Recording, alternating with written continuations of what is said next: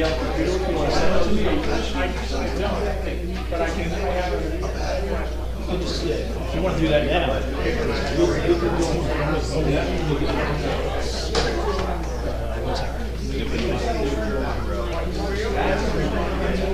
The guy behind me is not actual word. The fit? I have demand to get it right now.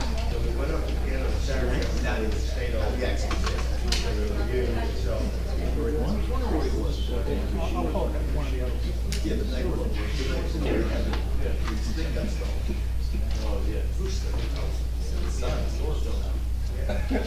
So annoying. Come on down.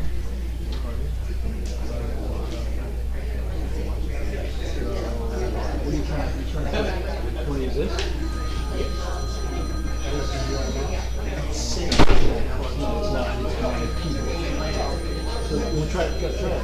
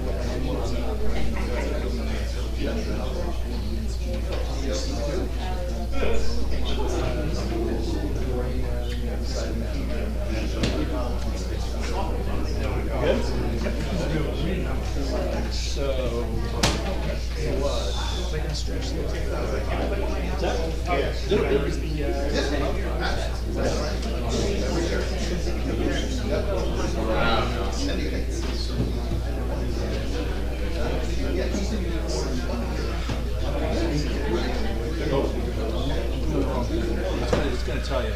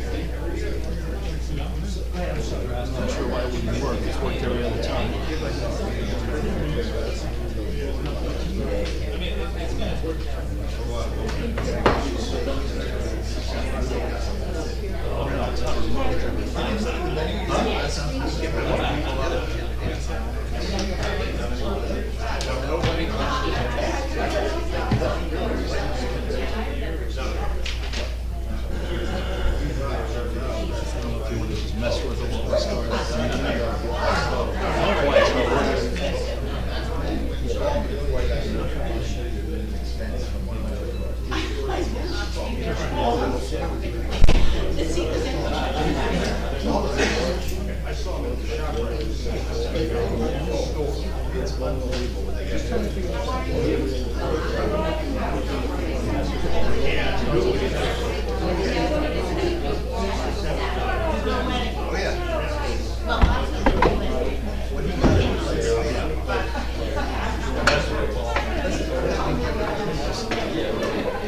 Feel free.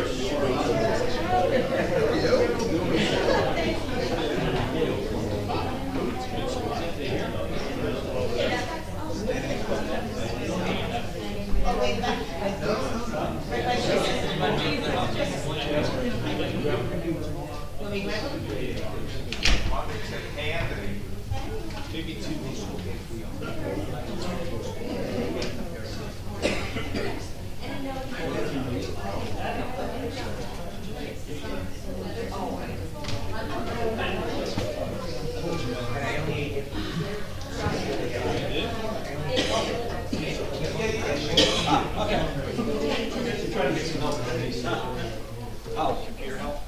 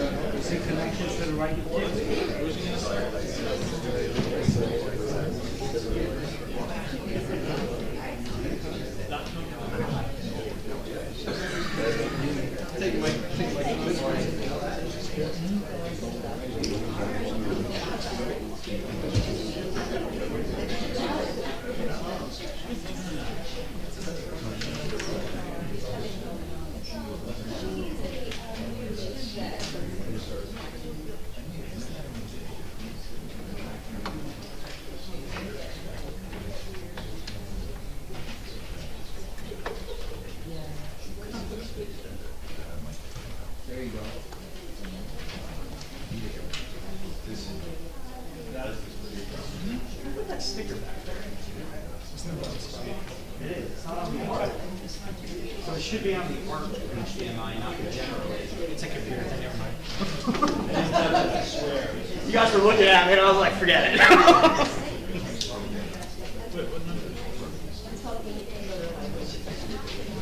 I fixed it, it's fine. Alright, you good? Yep, there you go. Thank you. I saw him, I went to say hi.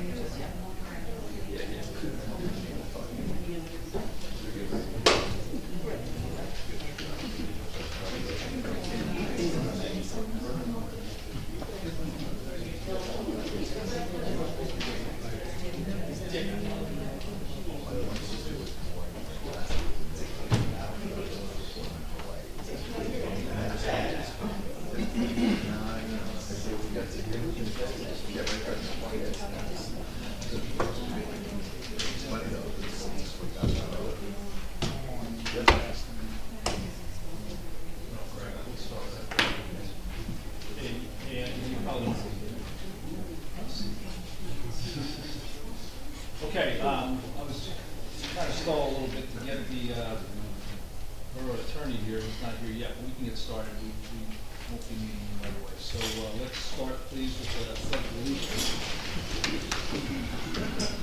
Pledge allegiance to the flag of the United States of America and to the republic for which it stands, one nation, under God, indivisible, with liberty and justice for all. I wish to announce that the 48-hour notice is required under the Open Public Meetings Act was emailed to the Asbury Park Press, the Co-Star, and the New Coaster on December the 16th of 2021, that a copy has been placed on the bulletin board in the borough office and that a copy has been filed with the borough clerk. Mr. Bunnell? Here. Mr. Gubitozzi? Here. Mr. Sexsmith? Here. Mr. Weber? Here. Mayor Fox? Here. Okay, good evening, everybody. Welcome to our 11th meeting of the year. We'll start the meeting tonight with the 2022 budget discussion. And as I use the word discussion, in that adoption, we're going to have to waylay one more time, and I'll explain that in a minute. But, you know, as the budget stands right now, I feel very good about the budget and our spend levels over the last few years. We've been able to keep our spend levels low and at the same time reduce the rate. The rate is based on a combination of appreciation and spend, so that's not as important as the spend level, because that's what people are going to write checks for every year. I want to thank our business administrator and our CFO. They've been continuing to work through a number of financial challenges trying to get ourselves really compliant. So much of that is built into the 2022 budget. And we'll see, we should be able to see that in the next meeting. As you remember, maybe don't remember, on March 22nd, we introduced the budget. We did about a 2.5-hour presentation on the budget. We passed the introduction by a 5-0 vote. But post that, we uncovered an issue with the COVID Emergency Relief Fund of $115,000 that we had fixed before we reintroduced the budget. We were subsequently given some direction by DCA, the Department of Consumer Affairs, which we complied with and resubmitted the budget. That budget, which was about a 2.1% spend increase, was actually at 1.5, which concerned me because I thought we were cutting too much and creating some capability issues and putting ourselves a little bit at risk. But today, they actually got a hold of us, which they'll do before we do a final adoption, and they've directed us to make a couple of more changes, primarily in the area of shifting some additional surplus from our utility funds into our current fund to cover some prior issues that we've had, that we've kind of uncovered. This is certainly disappointing from a perspective of we wanted to get on with the budget and move forward, but you know, we need to comply and we need to do that, and we'll work with them to get that done. We do have about 15 or 20 minutes of what we scheduled about a half hour for the budget hearing. So it would be a good opportunity for anybody who has comments on the budget or issues with the budget or wants to give us input to provide that, because we will be kind of reconnoitering a few things coming up in the next couple of weeks. So with that, we'll open it up. Anybody has any questions, comments? Yep.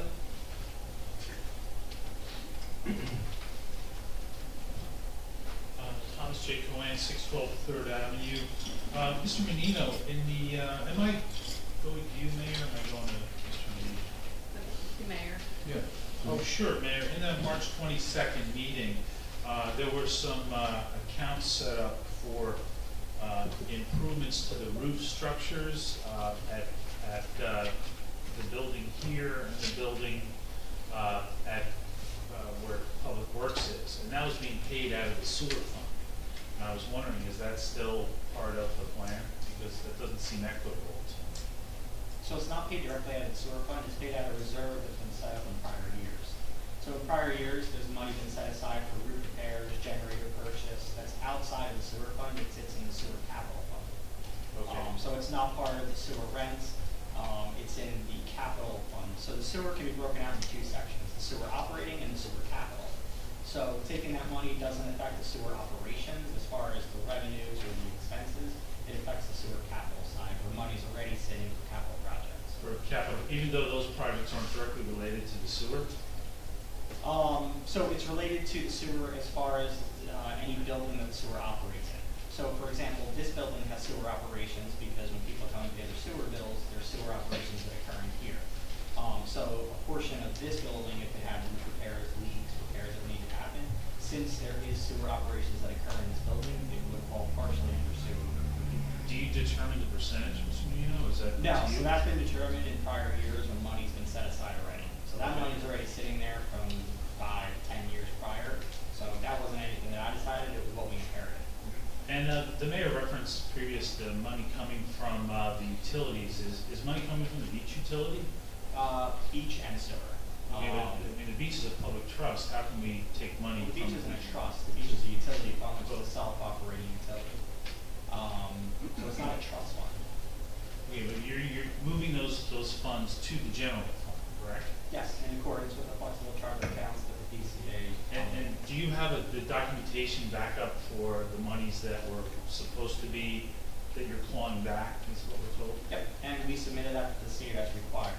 Oh, great, so the Yep. DCA has that and Yep. they'll approve or not approve that. Yep, and we've already gotten conversations with the DCA today, with one of their higher ups, and they gave us, directive on as far as how we have to proceed, which will be discussed in the next amendment meeting. We go through that process, advertised through the local budget law. Great, because I mean, my concern is that yes, it's surplus and you're taking it, but at one point this surplus before you got here was, a couple of years ago, was down to 15,000.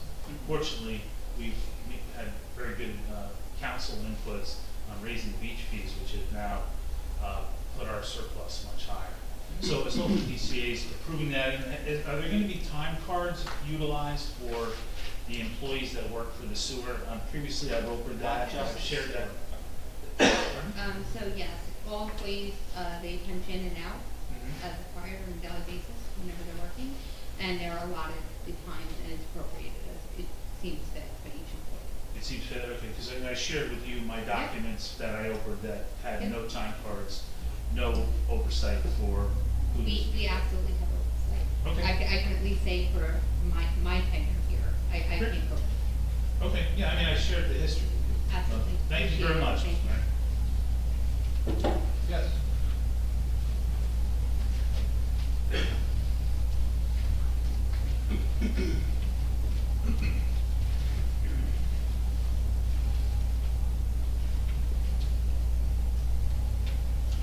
Nancy Meadow, Ocean Park condominiums.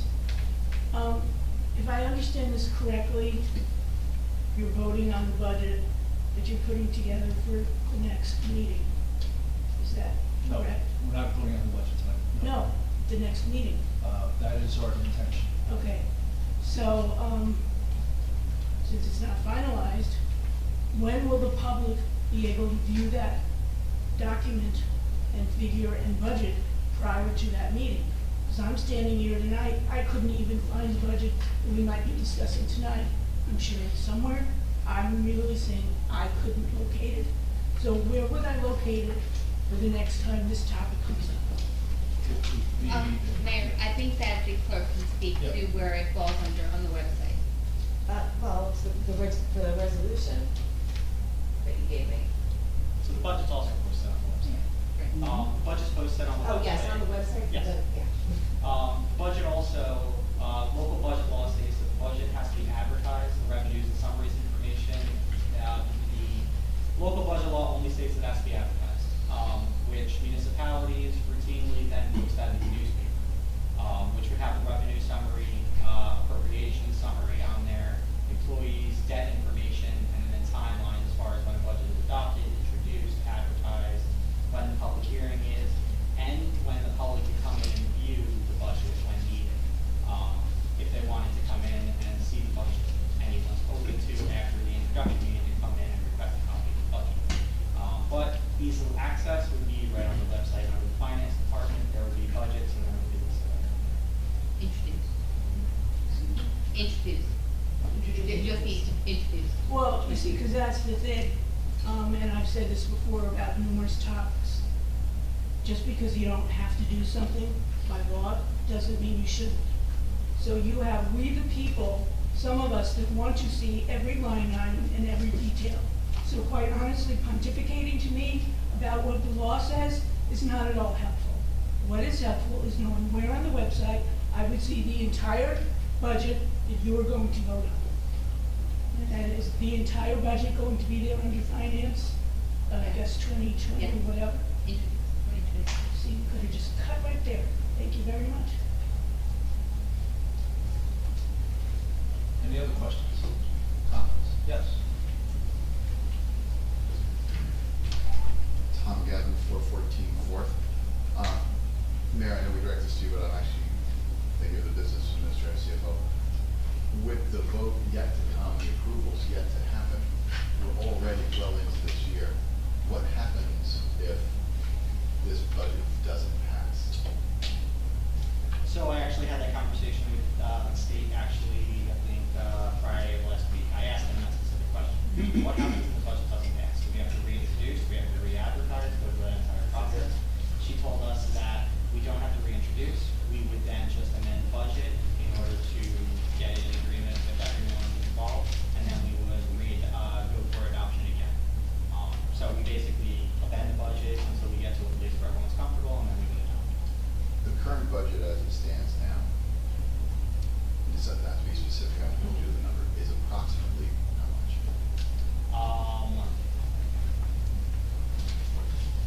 It's about I'd say about $8 million across all funds. Right. So across the current fund, utility, and beach.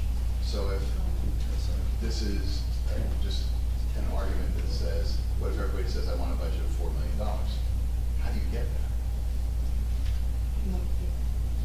That's the administrator, the mayor, council, that would be a conversation everyone would have to talk about.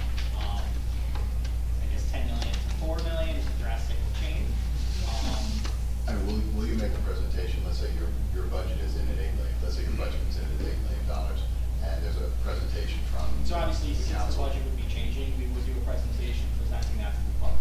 and saying what After would it's be been cut, what would be advertised. changed. That way, everyone knows what the tax impact would be, everyone knows what they would be paying, stuff like that.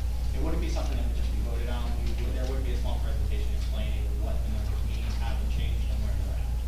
Because in my review of past year's budgets, previous administration to this one, I think this administration has been very cognizant of keeping expenses under control. And I think they've done a great job, the council and the mayor.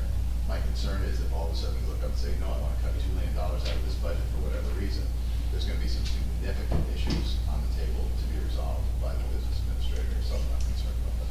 Thank you.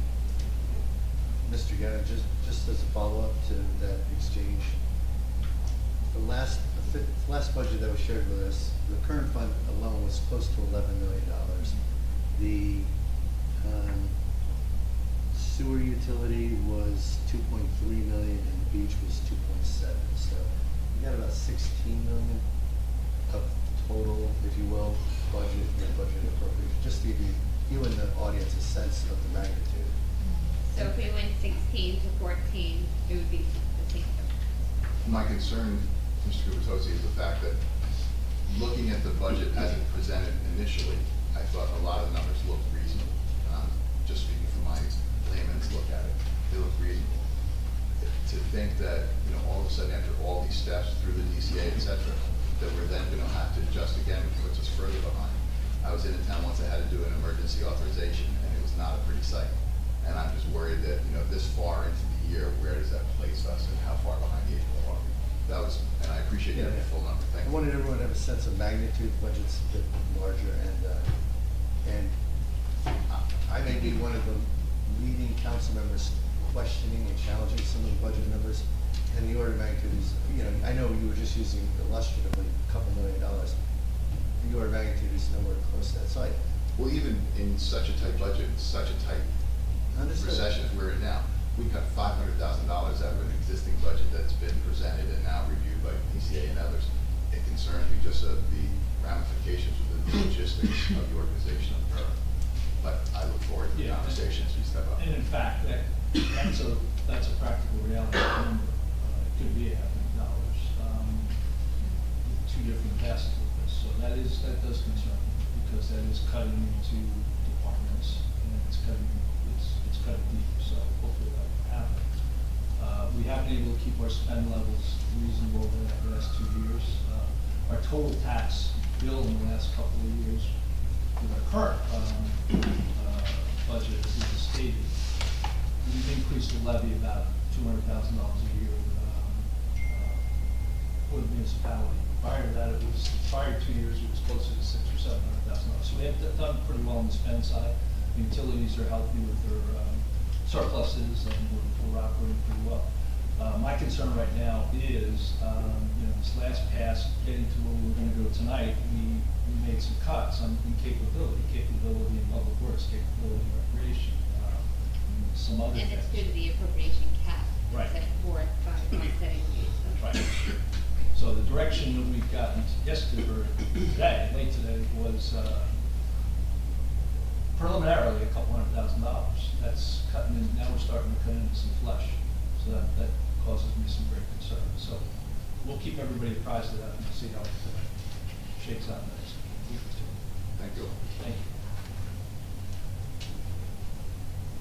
you. Any other questions or comments? 6:25, we're ahead of schedule. We will then, we'll move to the next agenda item. And that agenda, item, just give me 1 second, folks, is, we've got, about 40 minutes of, workshop discussions.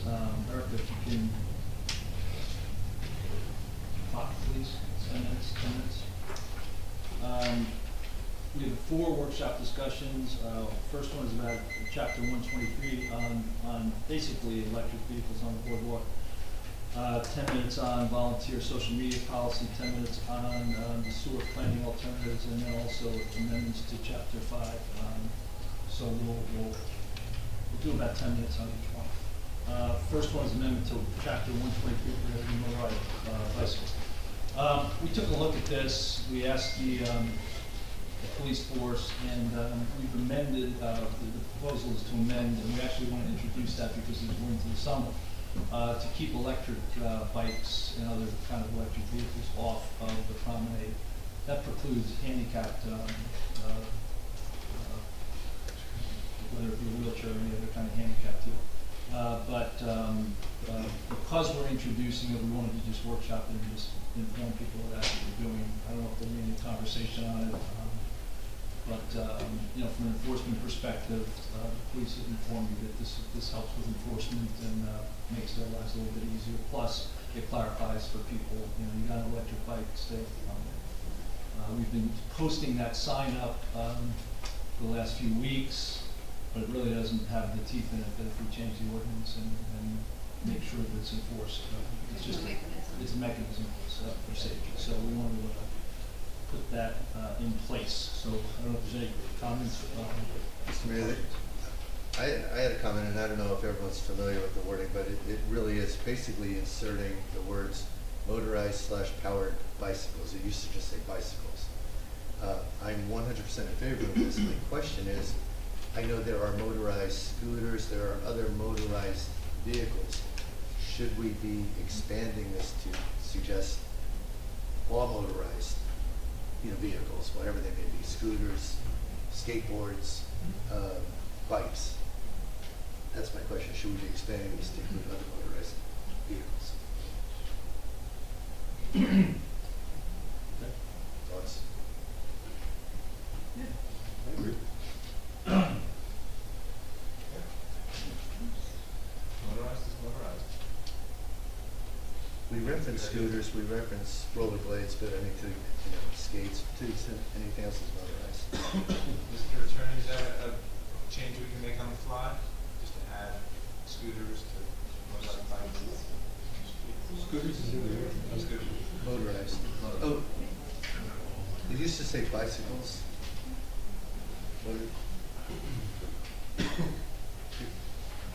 Oh, I follow you. Okay. Yeah, we could just. Motorized transportation.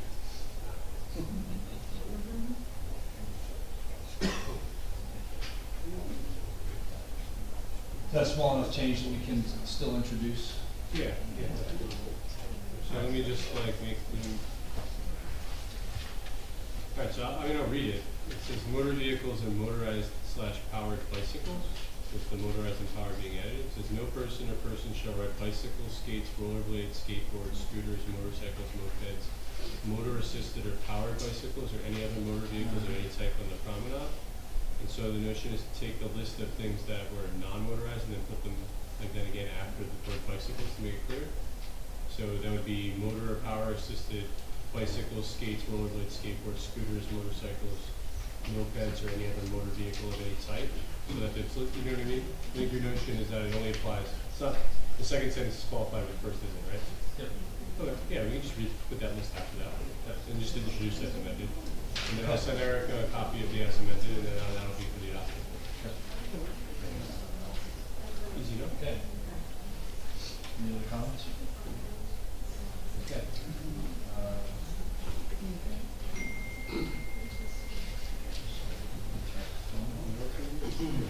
Let's move to,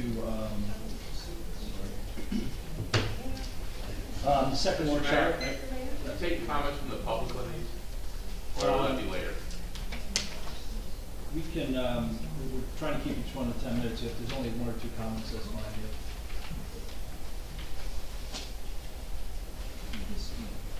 Who asked that question? Lauren Egbert, 404 Nahara, Brindley Avenue. This may be, I hope it's really quick, I may just not have understood. It sounded like the way the old language was, we didn't allow rollerblades and those things that were not motorized, right?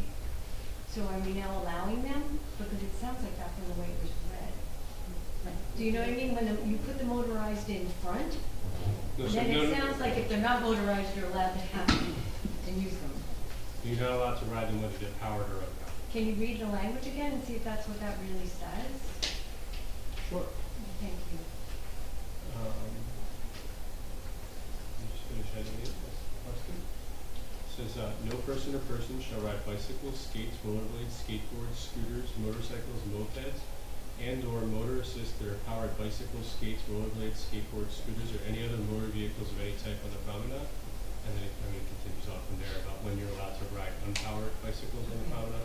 I got it. Yeah. Thank you. Cool.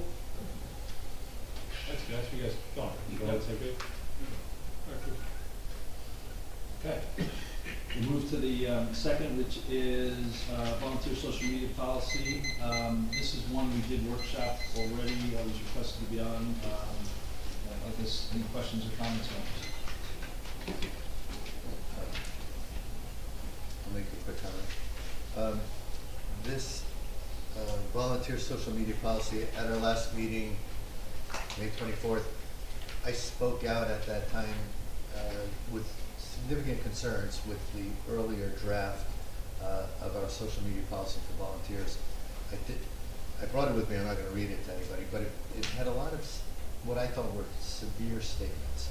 If you are a volunteer in the borough, you cannot participate, and it felt like he was saying you cannot participate in social media. And I was concerned that while it was legally correct, I felt it was legally correct, I felt it was not worded as clearly so that our volunteers would understand when they can and when they can't do certain things on social media. The mayor and the council president, I redrafted it just to give it to the council, say, hey, what if we wrote it this way? And the mayor and the council president allowed me to work with Dominic Diani, our Oprah legal counsel, and Dominic basically liked my version of the draft. He tweaked a couple of things, I tweaked a couple of things. We're now at a point where at least I feel a little more comfortable with the draft.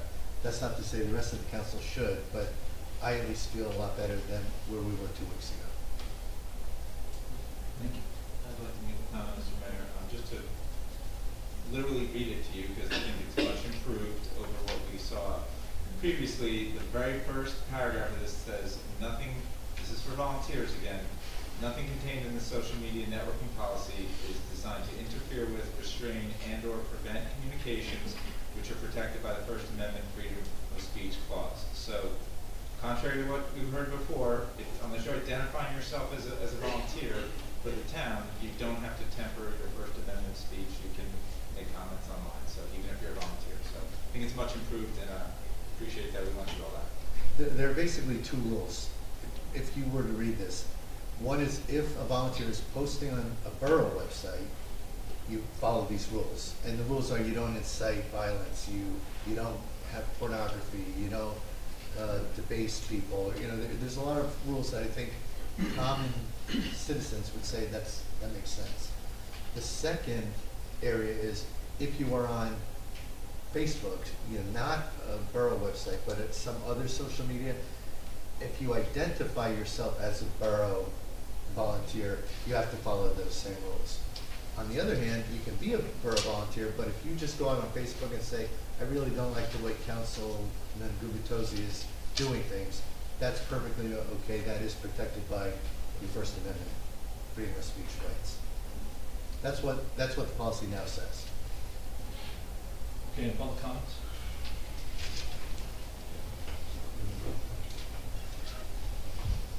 Don Greenberg, 302 Park Place. I'm just curious why the actual policy wasn't posted on the website for the meeting. We want to give comments on this stuff, but if we can't read it, we don't know what comments to give. So on the council, where you go for the council meeting and it has the agenda and all the resolutions, I didn't see anything about this, unless I missed it. What's that? Is this a workshop? Is that why? Well, isn't there a resolution on it too, later in the meeting?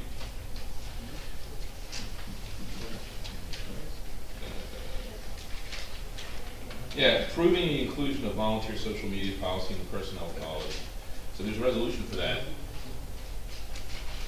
So I think those things should be posted so we, the electorate, can read it before it's going to be discussed. I mean, is that an unreasonable request? No, No? it's not. Tim, can you do that? I Not this one, or I whoever, do the whoever's supposed to do agenda, it. but I will work with mayor and council and do that. Okay, I thank you. just do whatever you say. Kind of. Thanks, appreciate it. Any comments? I would like to thank the council for the bike ordinance. I think, that came up a couple times. I do want to appreciate the fact that this is being done because, and I wish Jane DeNoble was here because, her personal freedoms were tempered by you, Mayor, and I think it's better that the public really knows what the playing field is because that was a very uncomfortable situation to go through. But thanks for putting it in writing now so everyone will know what they can do. And there isn't just one arbiter of what is right and what is wrong. Thank you. Any other comments? Yep. I'm sorry. No, I'm just sighing. I'm sorry. No, just a little angry. Again, very quickly, I would just like to echo the concern about the policy. Lauren Egbert, 404 and a half Burnley Avenue, just to echo the concern about the policy not being posted on the website for us to read over before coming, to be able to speak on it intelligently. And it does say the following policy will be approved, and then there's no following policy to look at. So it does sound like the changes are really good ones, and that's all.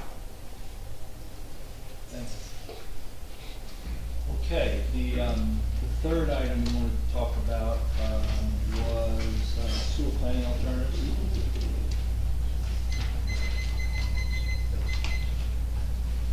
So, Mr. Mayor, I'll just make some opening comments.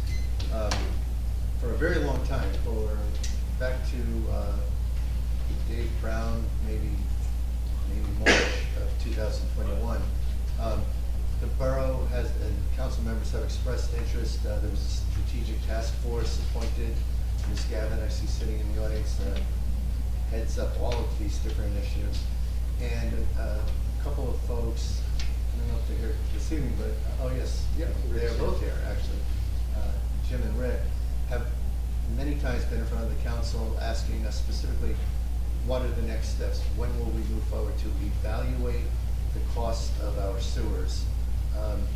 I have been a proponent of evaluating the cost of the sewers because we, as a council, you as residents, consistently are led to believe that our sewer is generating margins, and in fact, it is. I say led to believe because we have a couple $1 million of surplus in the sewer, but we are planning to bond. We've just bonded $4.5 million or so for phase 2. We're planning to bond another 10 or 12 million, probably at least, going forward.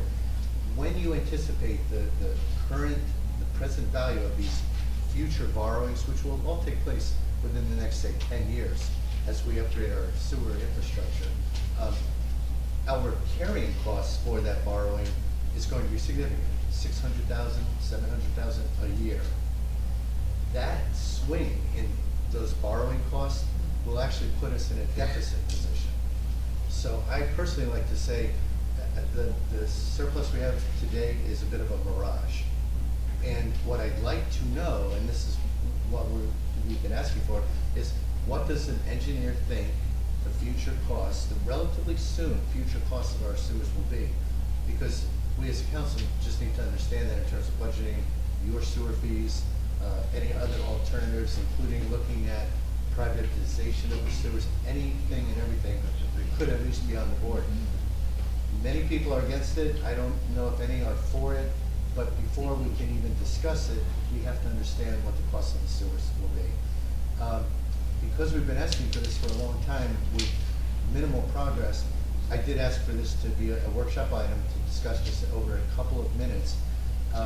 But specifically, I know the Strategic Task Force did provide Dave Brown, our prior BA, with at least parameters for questions to be put into an RFP. And Ms. Humphrey, I know you actually have collected a proposal to you shared with the council last week. I actually have collected two proposals, one from an engineer company who would do the analysis on the functionality of the sewer system and the outgoing repairs that might be needed and the repairs that have taken place. And then I also have gotten the proposals from the audit firm, which would tell us a debt analysis. Where are we going? Where are we at? Where are we going to be? Is it feasible that we can continue the employment, pension, and the future debt of the sewer system? And First one? The engineer. Just pure engineering on, They take a look at the infrastructure, how old is it, what has to be repaired, and I can't say that so not to cut you off by any means, but everyone does things differently, right? So I probably would have cameraed the sewer system to see what was failing. That was not done, so I'm not sure if you actually need all the phases that were presented. Our borough engineer is here, he's not our sewer engineer, but we have worked together previously. He's done a lot of programs in other towns and as a firm. But usually the first thing that you will do is camera your system. Because sometimes you don't need to actually replace the infrastructure, but you need to repair and contain the system, which could be bladdering. Is that the proper term? It's probably not the proper term. Close. It's close. It's called slip line. It would be an Yeah. alternative method to repair. Right. And you might do a TE inspection of the line and find out that they need to be replaced, 100%. But you don't know that until you either dig it up or you do some type of inspection. Right. And I think we all realize we don't know the answer. We're working with very old data. A few years back when we talked about, was it 6 phases of the sewer, I believe? Five. And they were going to be $2.5 million a piece. And as we get to the second phase, we couldn't even do the original second phase for the $2.5 million. We had to cut down the scope, and it went to $4.5 million, making us all question what are phases 3, 4, and 5, plus the rest of 2 going to cost us. So I think it's just time for the borough to get an update and a better understanding of the cost. Right, and the proposals that I brought forward to the mayor and council, I did begin working on when I first was employed with the borough. It does take time to figure out what's needed in the proposal. I did forward those over to you guys. I cannot award until we have a budget. It would be more comfortable to do so unless you do an emergency appropriation into the current budget where I can award that, which that's the mayor and council. My suggestion probably would be to camera the rest of the system to see if you even need a true replacement, because a replacement might not actually be needed, and then you move forward with your proposals as they were presented to you. In that being said, this week I actually have to forward you guys an email because there are 2 blocks within the borough that are getting worked on now with the sanitary project that there was not a camera done and the mains actually end. end that main, you actually have to go under borough property to follow through to the next block over.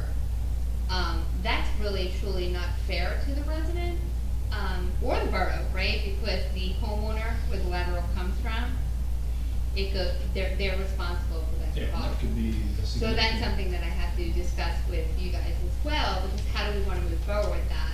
It's probably $135,000 to go ahead and extend the main, which I would imagine that is in the best interest of the resident and the borough. It's a change order to the project, but, we have to take a look. So that's where cammering and just doing things a little bit differently will help. Thank you.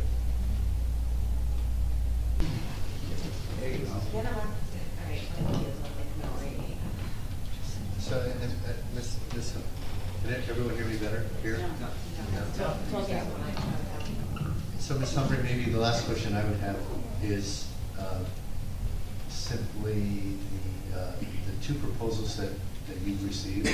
I know that the strategic task force members have provided our prior BA, Mr. Brown, with some questions that would be inserted into a questionnaire. Yeah. Were those? Those were forwarded to me by mayor and council, as well as the people who had done the work on that, and they were also forwarded to the professionals, and that's how they came up with their proposal in part, as well as my input. Great, thank you.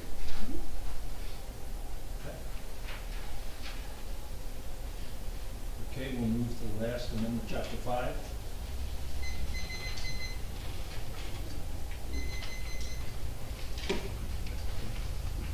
Not on the topic. Yeah, we had an extensive discussion about changing chapter 5. Chapter 5 is essentially what governs the borough, mayor and council, powers of the mayor and council. So that was a rather long discussion last time, we went through item by item. The attorney agreed that we can make some of the changes that were suggested in that last meeting, and we were gonna make those changes. And we decided to make those changes. Yes, the nature of the changes really were just trying to create more balance between the powers of the mayor and the council. We are in a strong mayor form of government, Baltimore Act, small municipality, everybody knows strong mayor, and it's appropriately named that. That said, some of our ordinances identified controls that were, I would say, a little bit absolute. For example, the ordinance under chapter 5 said the mayor controls the agenda. State statutes say the mayor doesn't control the agenda. The mayor's part of the council, and the council controls the agenda. So there were a couple of, I'll call them clarifications, just to make sure that all parties, the mayor, the other council members, as well as the residents, all understood where the appropriate powers lay across 5 of us and how the borough is administered. So pure administration, pure operations. The chief executive is the mayor. The chief executive governs that. When there are issues of policy, when there are issues of strategic vision, whatever guidance, that's typically where the entire council comes into play. And I think if you were to review some of the edits for chapter 5, you'll see that we tried to make some of those distinctions a little clearer. Yeah, that's not entirely everything that was put into this, into the changes. There are decision-making items too, like the business administrator hiring, and some other things. So I make the comment that whereas some of those things were clarifications, other things were shifts. And shifts like that certainly impact in some way or form government. So I just want to make that point.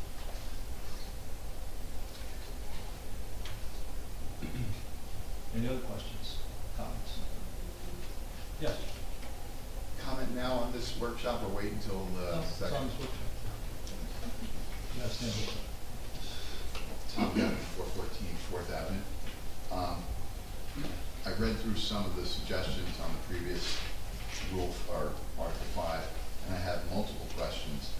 My first question, if you don't mind, I'll direct to council. Did you review as well as suggest any further amendments that you felt might be necessary in the statute? In addition to what we discussed last time here? Yes. No. Were you the only attorney to review this? No, Mr. Bernstein reviewed it as well. Okay. He was here last time. Yes. My question is, in reading through these, and I'll go back to just one statement where it says that the mayor is the CEO of the town as currently formatted. To me, a lot of these changes really require a referendum.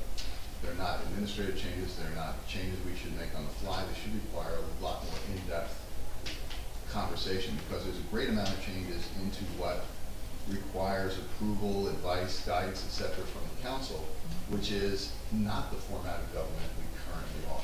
And I have no objection, gentlemen, to anything on the council. I think we're all bright and intelligent men. I just think that we're making a significant change to the format of the borough, and that should be a referendum issue, not something discussed at council and voted on here. Secondly, there are many places where it requires creation, new departments being added. That would be something that goes to the council, and if the mayor, whoever that person is at the time, is the CEO, that's something that they should be able to do.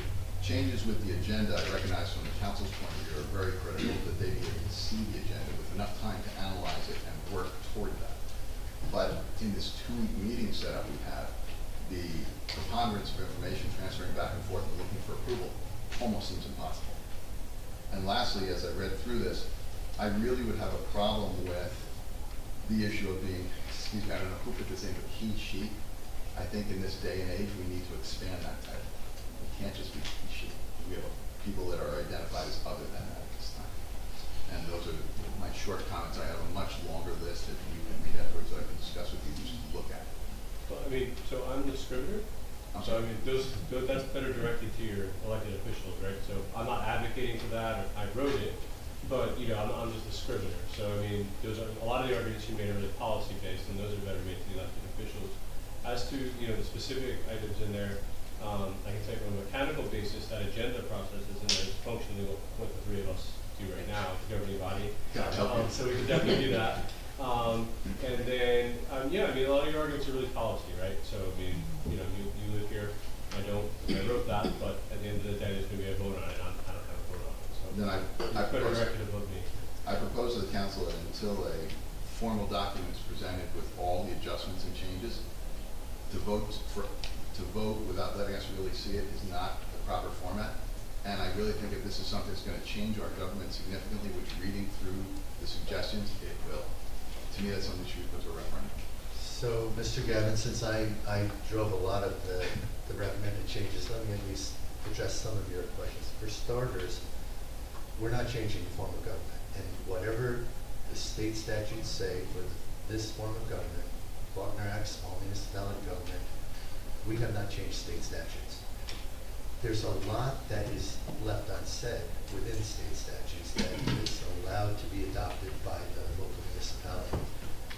Our municipality created ordinances that are on the books today. We did that. This is not changing the form of government.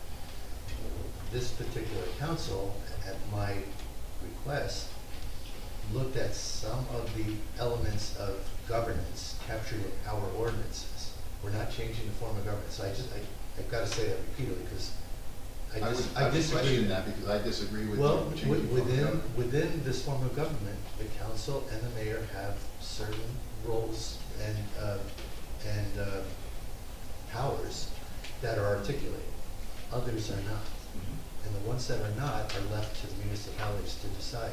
And what you're seeing here is a municipality, a council of elected officials deciding on what we think makes the most sense for operating our government.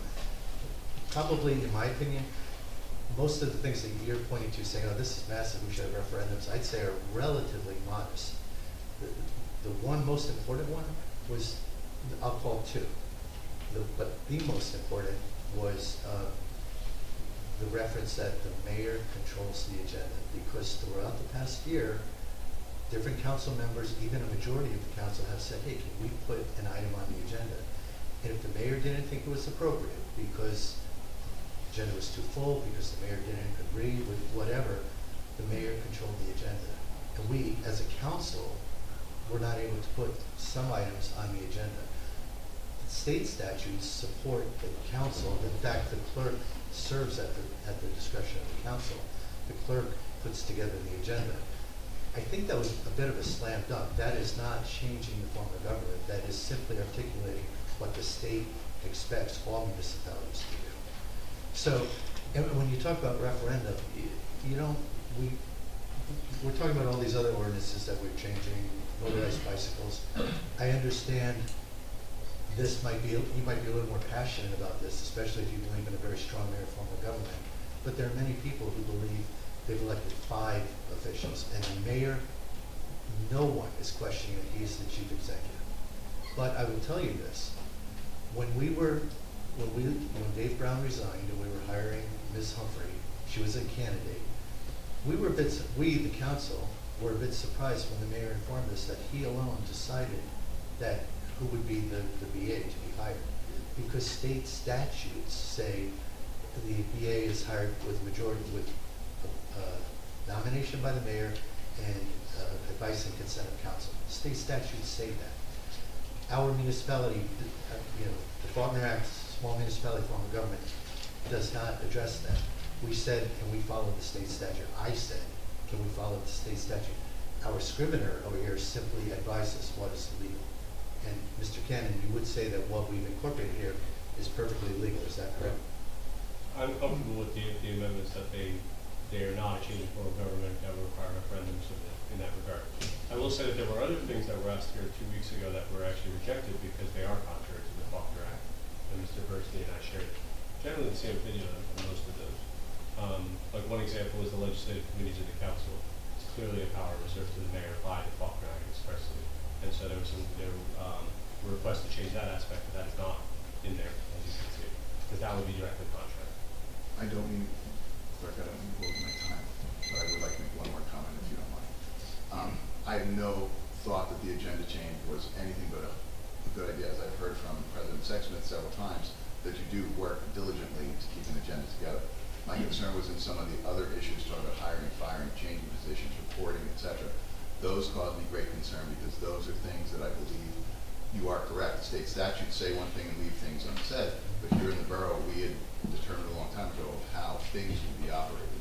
And I appreciate that there are 5 members that are all equally voting and can make changes.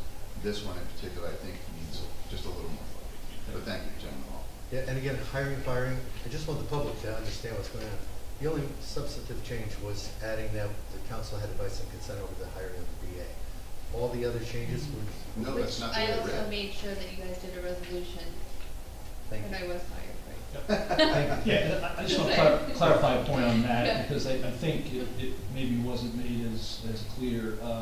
The council, I interviewed 25 or 30 people for the business administrative position. I came down to 3 people and asked the council to interview those 3 people and got their input. So I want to make sure people understand it sounded a little draconian that I just made the decision and this was the deal. That wasn't the case at all. I think I got the input from the council, but I also think I made the right decision on that hire. So I just want to make that point in a little time. But thank you all on that. Thank you. Okay. Yeah, is this on?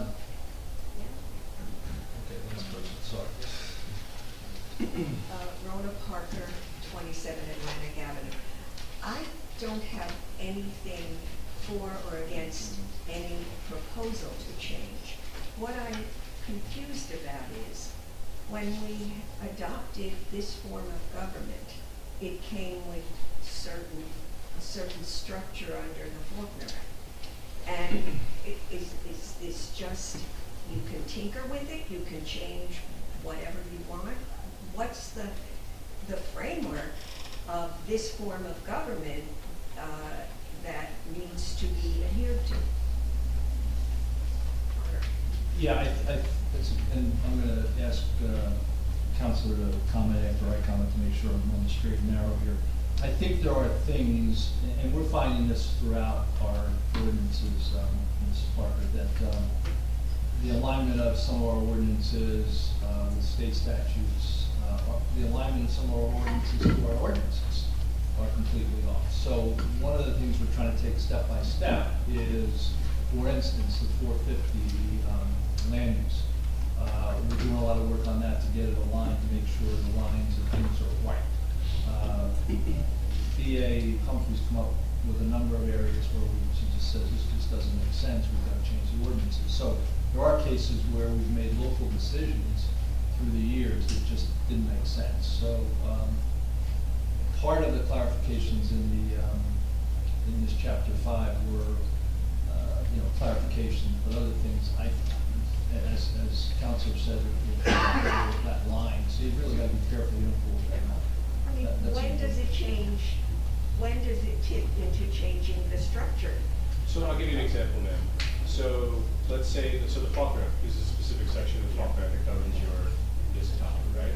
It says, quote, and such other officers as may be provided by ordinance shall be appointed by the mayor with the advice and consent of council. Now, I'm reading a small part of it. Yeah. That's a good example of, it provides certain officers are appointed this way, and then such other officers as may be provided by ordinance. So the Falk Act leaves it to your local officials to set those smaller parameters, right? So like the Faulkner Act clearly says, one mayor, 4 council people, election certain intervals, things like that. But then there's other places where it leaves it to local control. So there was a bunch of revisions to this chapter 5 discussed here last time, and some of them were within the purview of that local control, and some of them were outside the purview. The statute really tells us what to do, and we can't change that. And so we did that exercise last time, and then this ordinance is really a result of that, things that are within those areas of local control. If that makes sense. Thank you. Well, Okay, last question, we've got to move. No, I'm sorry.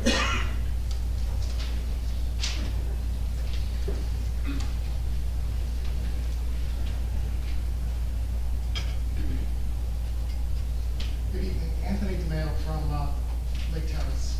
Quick question. I find that it's something of disturbing, and I didn't know how to go about doing it. The New Jersey Transit Authority is demolishing rail cars in our town. Those rail cars contain asbestos. Unfortunately. Oh, okay. I'm sorry, you gotta wait till the comments part of it. Oh, I didn't know, Yeah. oh, okay. Yeah, Sorry, so I didn't know who to call. That's not part of the Faulkner Act, no. I'm sorry. No. I didn't know where you were going, now I know. Okay. There's no one else, we can move to presentations. So we have 2 things going on with presentations and bids. One is Main Street Options by CME. Where's Ben? Here's Ben. Ben Matlock, for those who don't know Ben, he's our borough engineer and he works for CME. You're going to see a lot more of Ben in the coming months. We're working on a lot of improvements in town. Park Place, we've got a project going there for improvements on resurfacing sewer replacement. Lake Terrace Park, we're trying to get that completed, the design on that. Sylvan Lake Walkway, which would be a CDBG grant application, we want to try to get that put in place. And then we have a New Jersey DOT grant application that we're working on for Fifth Avenue. So Ben's been very busy. He's also been working on the zoning ordinance recommendations with some people in this room, trying to get some things aligned as we've talked about before. We've got to align some of these ordinances. But specifically today, we, there's 3 things that I came into this office talking about: affordability, Main Street, and leadership. And Main Street is in need of some help. We've gotten to a point where there's safety issues, but there's also, we just really need a kind of a redo or a reboot on Main Street. This would be kind of the initial steps in that area. We asked Ben and his team to kind of line some things out and provide us some insights. So that's what he will do tonight. We're not making any decisions tonight. This is informational presentation. What we'll probably move towards is how do we fund this? What do we want to do? How do we proceed? So I've been looking forward to this. So Ben, take it away. Thank you, Mayor. Excuse me, I'll just stand over here and use the board. So that's exactly right. Can everybody see that board, or do we need to tweak it a little bit? A minute to turn it just a little bit. There you go. I think that's good. See that? Yeah. Okay. Just don't break the loose. So yes, this is the first step. We haven't made any decisions yet, haven't started a design process yet. This is the first introduction to just bringing this to the table to talk about streetscape improvements to Main Street. So what are the benefits of streetscape? Beautification, number one. You know, we live in a beautiful town already, and this can only improve it. You talk about reducing traffic congestion. Streetscape improves multimodal transportation usage, which is vehicles, buses, bicycles, pedestrians. So the more diverse transportation usage you have, the less traffic you have. It'll reduce noise, on the same concept, reducing cars, you get people to use buses, ride their bikes, you get noise reduction. Reduces energy costs and usage, reduces pollution, and it can increase property values. So you look at the existing streetscape that's out there. Excuse me. You have it provides a walkway through town. It provides, some cases, restaurant seating. You have street trees and street lights, part of that beautification. But as you said, it's in need of revitalization. Now, you had already mentioned some, I think, some tripping hazards. This was brought up by the JIF, the Joint Insurance Fund that the borough is a part of. You have pavers all throughout town, and they have settled in some sections, and they, cause tripping hazards. You have utility boxes, manholes, things like that. You just get different settlement throughout the sidewalk, and it causes little lips and tripping hazards. Another thing we look at is non-ADA compliance. This applies to handicap ramps and driveway aprons. You need, your walkable area, maximum 2% slope, and that doesn't exist in some cases. In some cases, you have settlement, standing water. This can lead to icing, dangerous conditions for pedestrians or vehicles.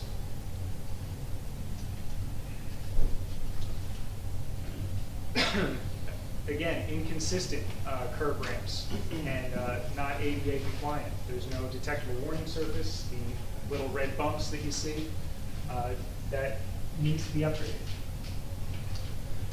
Your trees, some of the tree wells have outgrown their space.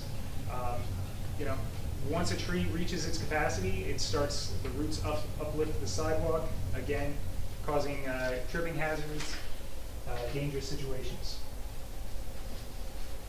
You also have various types of trees and various sizes. It's just inconsistent, and it just doesn't create a cohesive look. Light poles. Several different types of lights throughout the town, throughout Main Street. We want to try and unify that and create a nice cohesive look. Streetscape amenities, bike racks. I know there are a couple on the north side of town. Once you get towards the south side of town, it's a little lacking. These are some of the things that we look at to try and upgrade the streetscape. And then you take a look at bicycle usage. Right now you have Share the Road, bicycle striping. They're called sharrows on the pavement, and that's one of the considerations that you have to take into account when you're talking about streetscape. So here's a summary of everything we talked about, and then we look at all this, we take all this into consideration, and we look at what are the needs of the town, and we use that to develop a concept. So the borough's already done some preliminary work with this. In 2020, there was a Rutgers study done. Input was provided by some of your residents, and they talked about bicycles not being permitted on the sidewalk, which is appropriate because you don't want to have pedestrian and bicycle conflicts. Overhead wires was a topic of conversation. Sidewalks described as uneven, again, picked up by the GIF as well. Lack of recycling, that's something that we can improve upon. I showed you the picture of the driveways with non-compliant slopes. That's definitely something that needs to be addressed. And lack of trees.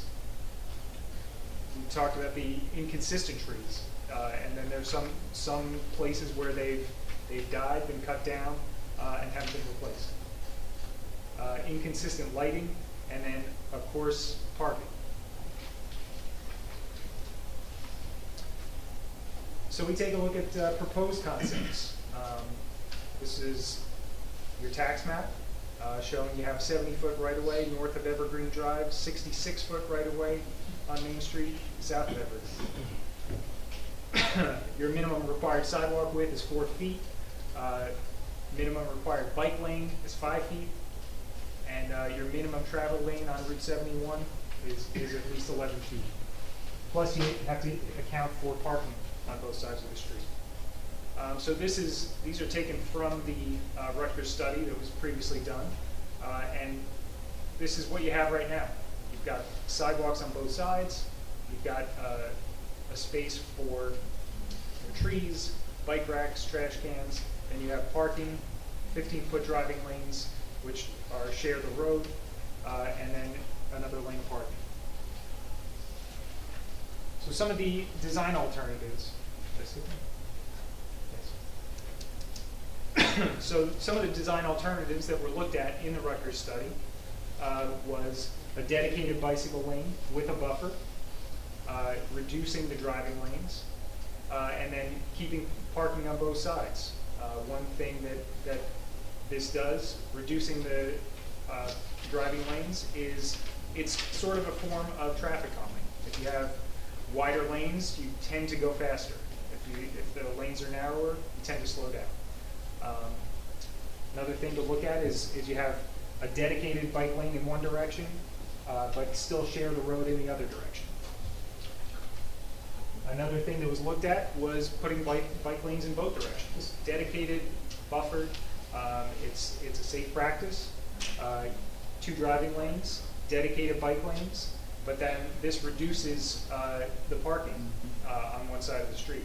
It eliminates parking completely on one side. You're left with one row of parking on one side.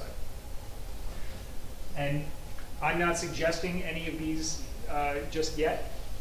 This is just to show what's been looked at, what the different options are, and it's for consideration, and we're not even to the point yet where we're making recommendations or decisions.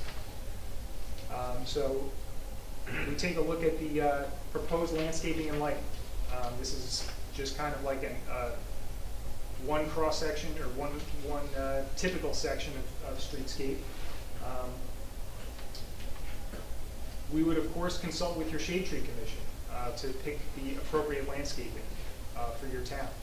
You want to come up with a cohesive, either single species of tree or maybe 2 or 3 species that blend well together and provide the look that you're going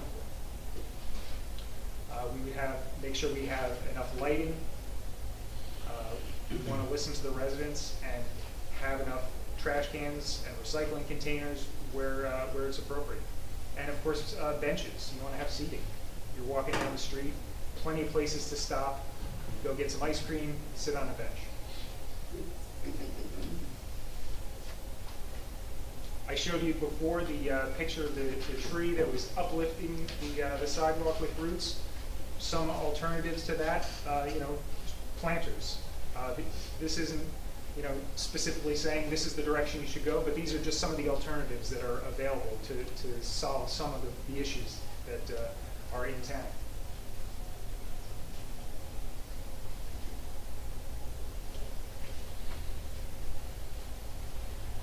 And then the main issue is the sidewalks. Tripping hazards are really one of the big reasons we want to do this project. And instead of doing the brick pavers, maybe doing concrete sidewalks is the way to go. It significantly less trip hazards over the years. Excuse me. And then you could still keep some brick pavers in there if you wanted, maybe along that strip where the street trees and amenities would go, while keeping your concrete sidewalk where the accessible route is. And handicap ramps, curb ramps. This was one that I'd never seen before over at Main Street and Burlington Avenue. Not ADA compliant. Too many detectable warning services. That's something that we need to clean up. You want to have one that the purpose of the detectable warning is to let you know when you're entering a roadway. So this is too confusing over on this side. Yeah, I can't figure it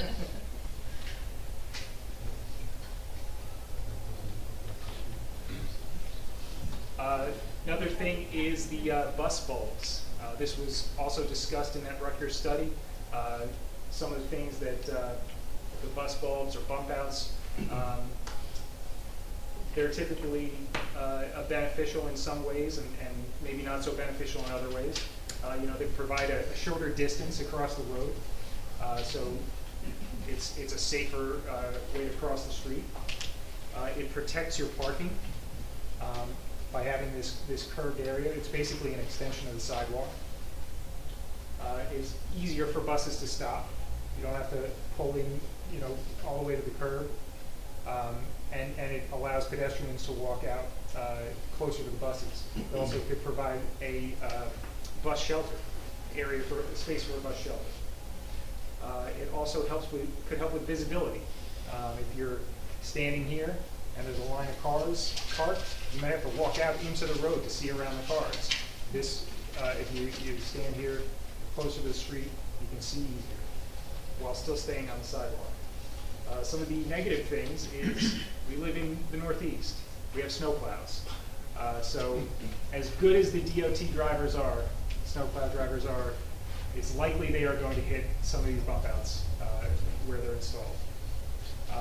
This is not anything that's out of the box. You see these types of bump outs in Asbury Park. It's just another option.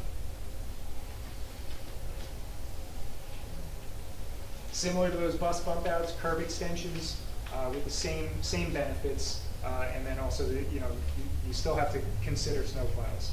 And then if you extend them on the borough roads, now it's Public Works has to navigate those as well.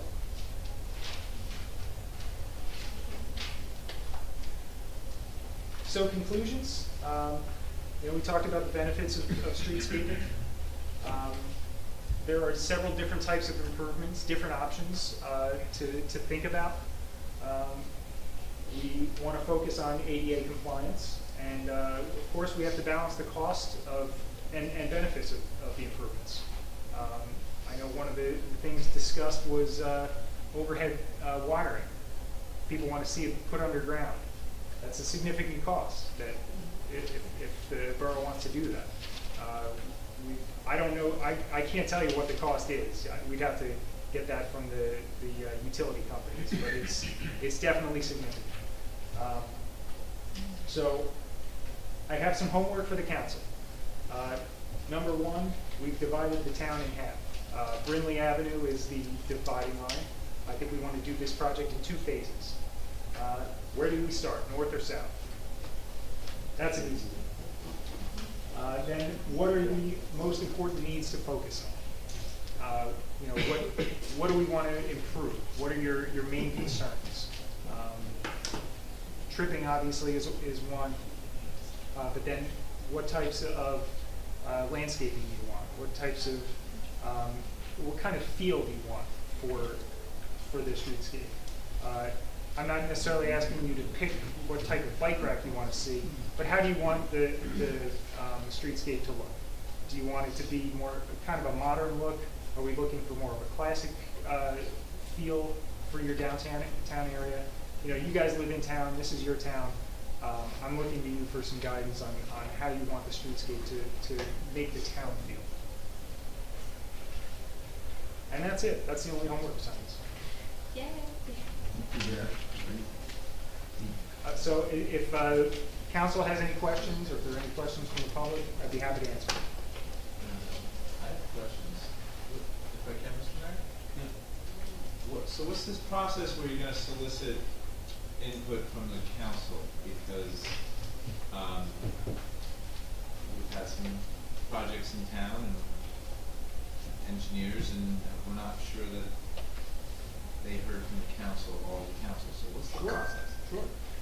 So what I would do is, if the council wants to move forward with this project, authorize us to do some work on it, what I would first do is come up with a conceptual plan. We would probably lay out 2 or 3 conceptual layouts of the striping. We saw the design alternatives with all the different types of bike lanes and things like that. And I'd also lay out, conceptually the streetscape design, what the sidewalk would look like, planters, trash cans, lighting. Before you get to, Yeah. sorry, before you do that conceptual, Yes. would you wanna hear from us so you know things to include or to not include? For example, you know, these bus bump out things, but I'm just like, they're taking away parking. So, Yeah. like, let's just say that was a non-starter, just Right. for argument's sake. Wouldn't you wanna know that first before you came up with the conceptual that had these bus bump outs? I would say that I would have a meeting with your administrator first to discuss some of those things that you definitely don't want or definitely do want. Then I would come up with a few ideas of what the streetscape would look like, and I would present them to you at a meeting like this. And we could. So, hold on 1 second. So that would be one of my polls that I send to you all. Do not reply all. What do you want to see? You reply back to me, and then I would go ahead and have the meeting with the engineer. Yes. And then I would want to present this at a meeting and get your input, maybe get some input from the public, and then have everybody agree on one concept. And then we could move that forward into a full design. And we'd go out to bid and get a contractor on board and move into construction. Yes. Yeah, somebody. I got a question here, a couple.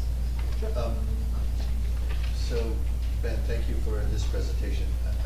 I have in front of me a list of costs, a total of over $1 million. So I guess my first question is just, what does this represent? Is this like something I should pay attention to? So that is a preliminary budget estimate for a first phase of the streetscape. So that would be either the north or the south side, from Brindley Avenue to either the north municipal border or the south municipal border. I think that one in front of you is probably to the south, but they're about the same length, so I think you can pretty safely say that they're about the same cost. And so this would be, and for the public who may not have seen this yet, including construction contingencies and project contingencies, your rough number is $1.3, $1.4 million for basically half of the town. Yes. And I'm very pleased to see that you're so familiar with the Rutgers study that was very informative, about a year ago.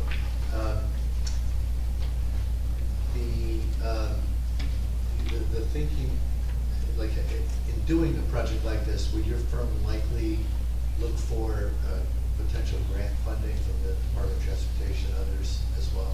Sure. We've actually, I've already spoke with your administrator a few times about potential grants. We would absolutely go for some funding if it's available. And, we'll work with whatever we can get. So, Al, just to also give some information, there are ways to go about different types of grant funding. You can do special improvement areas, you can declare certain areas in certain need, you can do special assessments, you can do special projects. There are different areas with the DCA that you can get certain types of grants. So you just have to figure out where you want to head your project and where you wanna end up at, and then we can then follow through. CDBG does this. do they not? CDBG, Allentown, I mean, I'm the president for Allentown, they Yeah. did the whole town with Yep. CDBG grants from sure. border to border. Because otherwise, we're very likely, based on your numbers, I'm guessing we'd be looking at close to 3 million to do all of Main Street. The whole Okay. town. Our CDBG though, for Monmouth County, what's our it's not high. They're not that high, they're It's maybe- about 200,000. It's about 200, yeah, 180, 200. I'm also very intrigued by your references to the studies, observations about wires underground. And I've heard crazy numbers, I'm sure it is fairly expensive. However, two things that may come into play here. One is, we obviously have to do something about the trip hazards, and whether, I think for another day we can discuss repairing all the pavers, or wiping them out and putting in all cement, or some combination as you've provided. But we do, at some point in time, have to tear up these sewers, I believe, unless Ken finds a really big bladder. We're probably gonna need sewers replaced on Main Street. We're possibly going to be tearing up portions of the curbs, whether it be pavers or putting in cement. There is this very distinct possibility that we have significant construction ahead in our infrastructure for Main Street. So if we can step back from any one particular project, like, south end of town or something, to say, hey, if we were gonna be ripping up sewers at the same time that we're ripping up the pavers to put in a new structure, new floor or whatever, could we ask your firm to step back and talk to us about bringing these wires underground? What would the cost be? We can put together an estimate for you. But not in and of itself, it'd have to be done in conjunction with replacing sewers and other things.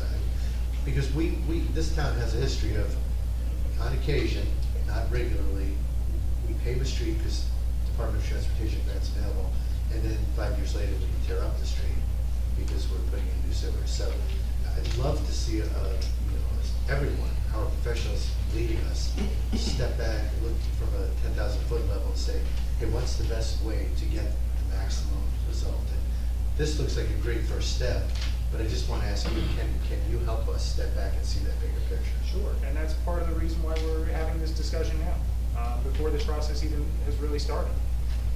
We can, that's something we can incorporate into this design or do as a separate project prior to, to this project. It's something we would have to look at and see what the best option for the borough is. What's the question over there? Yeah, you gotta go.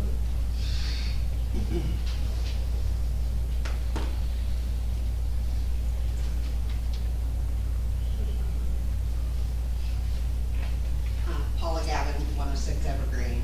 And I'm speaking both from the experience I had as a strategic plan facilitator, and now the honor I have of working with the Bradley Beach Business Community Alliance. In every survey we've done, in every discussion we've had, this is the #1 priority that comes up. So I just want to emphasize, we're about to hit our 130th anniversary. And my question is, can we get a long-range plan this year, which maybe has stages and phases, so that we can go into the 130th anniversary with a Main Street plan? That's question #1. #2, we do need to get resident inputs on this, as well as our business inputs. So I think this is a great opportunity for town halls, a lot of discussion. So that's my 2 questions. Can we move on this so we have a plan as we go into the 130th anniversary next year? And #2, can we ensure that we have resident and business inputs? #2, absolutely. Because it would be crazy not to get resident and every business, particularly business input. I see a few business folks from town here. The first on, do we have a strategic plan redo this year? For this one, for Main Street. For Main Plan. Street, I think that's in the realm of possibility. I mean, it's not gonna all be done on the 130th anniversary, and I Oh, no, realize no, that. no, this is- But this would be really important to have No, stated, it absolutely and the is. phases identified, Yeah. the funding strategy. I do think it's probably a good idea to maybe get a timeline from Ben as to how long it does take for a streetscape program, Right. because I don't know if the public actually realizes how long it takes to come up with the specs, program, the funding, and then implementation of the program. You're on. All right, so, if we were to start, Thank you. with going ahead with a conceptual design, we would, start to put the plans together, probably in about a month. We could have a conceptual design, a conceptual layout, for presentation, and once we do that, if we get a buy-in from the council and everybody agrees on a concept that And we the can move CFO. forward, and the CFO, yes. Yeah. And we would start to advance the final design plans. Now, we are working in a state right-of-way, so it does need approval from the DOT. So you're talking about a few months of design. So this isn't a project that can be constructed in the fall. You're talking about a project that is most likely going to take about a year-ish to go from start to putting it out to bid. Phase 1. For phase 1, yes. And then, once it's put out to bid and we have a contract awarded, then you go into construction. And for this project, I'm not going to say this with 100% certainty, but it's probably, a 4 to 6 month project to actually construct it. And it could be longer because, things happen during construction, and also we have a lot of businesses to work around, a lot of transportation facilities to work around, so it could be slow process. So you're talking about potentially the end of 2023 when the project could be completed if we get started right away, and then that would be phase 1, and then we would do the whole process over again for phase 2.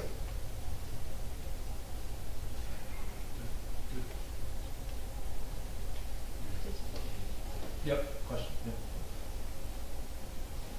Hi, it's Shawna Greenblatt, 414 Monmouth Avenue. I have 2 questions. As you go into the design phase of this, is there a consideration to put bike lanes abutting the sidewalk rather than parking and then the bike lane kind of, in between the driving lane and the parking lane? Because it just kind of seems like a little counterintuitive. That is a good question. That is something we can look at, but I can tell you that in the past, what I have discovered is that you don't want to put a bike lane in between the curb and parked cars, because if somebody swings their door open, there's nowhere for you to go. But isn't that the same case when people, first of all, you're riding in a bike lane, you have traffic to your left, let's say, and then you have parking spots to your right. So you have cars that go to park that may not pay attention to the bikers. You have people opening their doors. You have parked cars wanting to go back into traffic, may not be looking, so it's quite dicey, and I'm sure, I don't know what the best practice is, but. Well, that's part of the design Right. that we look at. There are different safety measures that you can take, signage, striping, to alert motorists that there are bicycles present. And we would, of course, take a look at each of those scenarios and come up with the best design.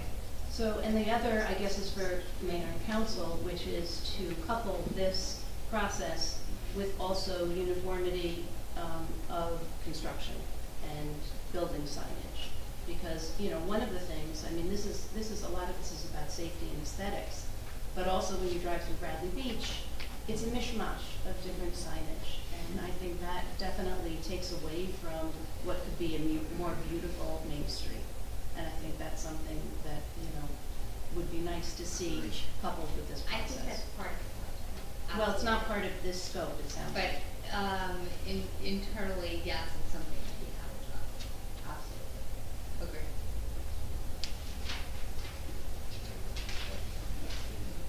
Yep.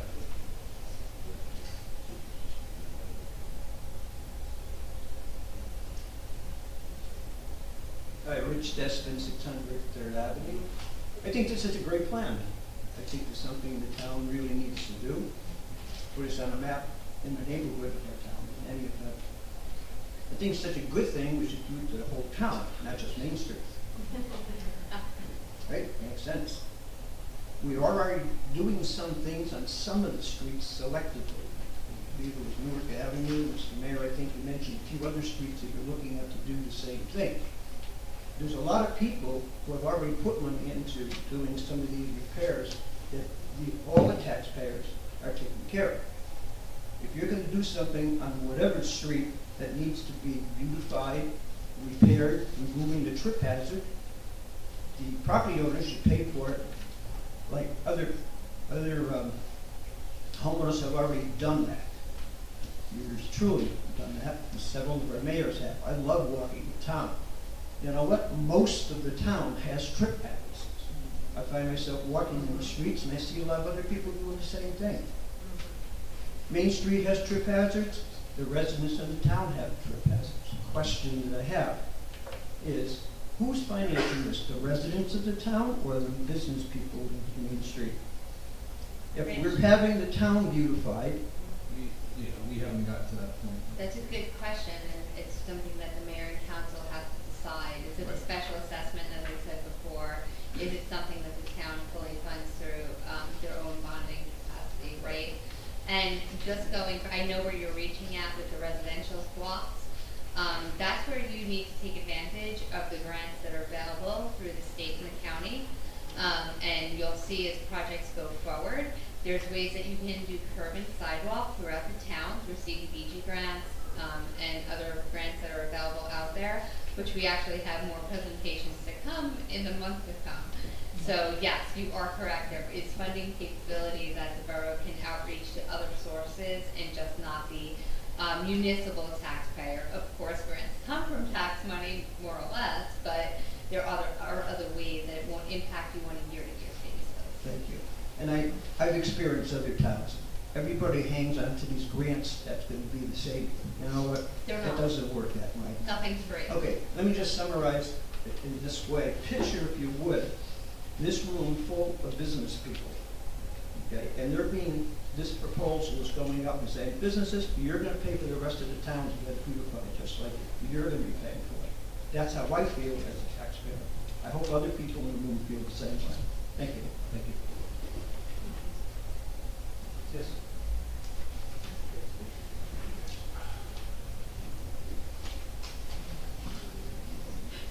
My name is Shashias, 112 Avenue.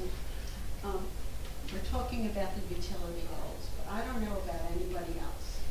But when you drive down Main Street and you see the utility poles by the speedway, at the angle, there are two, it is such a major eyesore. I don't know, it's out of sequence to all of this, but is there any way that the town can have that remediated? I've driven down Main Street for various boroughs, and I have never seen a bent pole the way we have them on Main Street. Can I? Sure. So, what is happening currently is that I asked the DPW. What happens is, I don't know if everyone knows, there's different entities that own the pole, right? You have telephone poles, as we know, right? And then you have electric poles. So what has to happen is we have to go by each pole. Each pole has a marking, and then we figure out who owns that pole. We then call the company out, which I've already met with the utility companies and said, listen, there are some issues that we're gonna have to discuss. At that point, they then have a contractor that comes out and they analyze the pole and they actually mark it. So if you ever go by a pole and there's a little plug that's in the pole, like a little ring, it's been inspected and they figure out, hey, does this pole get replaced, does it not get replaced? So we also want to be cautious because when we call out for that inspection, the town can have the burden of paying for that inspection if they find that the pole has no issues. We will look at all poles, but we will specifically look at this pole. In addition to. You said the speedway. It's right, No, it's on the I'm side sorry. of Speedway. Speedway. I think there are 2 or 3 poles that are bent towards Main Street. Sure. Also, I know this has been it's been brought up numerous times at meetings about the wires. On it. The spaghetti wires Yep. Not only on Main Street, but all over town. Yeah, That you're right. needs to be addressed. So it's actually, I'm sure you deal with it in where you live as well. Yeah, so what happens is, it's actually a problem throughout New Jersey. I don't know if anyone's realized, I see it every day when I come through, 33. They actually have subcontractors that are, looking at these wires that are hanging. I've been in touch with the different utility companies, because you do have, a few different utility companies that have wires in town, and we are currently auditing those wires of what's hanging, and they are also resetting wires, so that's where you're gonna see those big loops and those boxes that are hanging that are absolutely absurd to look at. I agree with everyone here, please, I get it.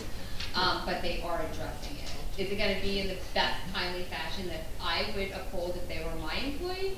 No, but I'm gonna keep on them. I understand. What about private residents? Because I know in our backyard, we have a spaghetti. Send me the poll. Send me the poll. You have that little marking, or have me come out, invite me, because I can't go on your property. But I would be more than happy to come out and get that poll number and address the correct comment. One other issue about poles. I know that utility poles have changed in styles. And size. And size and color. Mhm. Please, let's keep it uniform if we're gonna go to poles. I could try to do the utility pole, but I really don't have much say. Utility poles are quite expensive, and if you ask for a replacement and it's not damaged, you have to front the cost, and it could be like $45,000 for certain poles, yeah, because of the height and what it has their hold.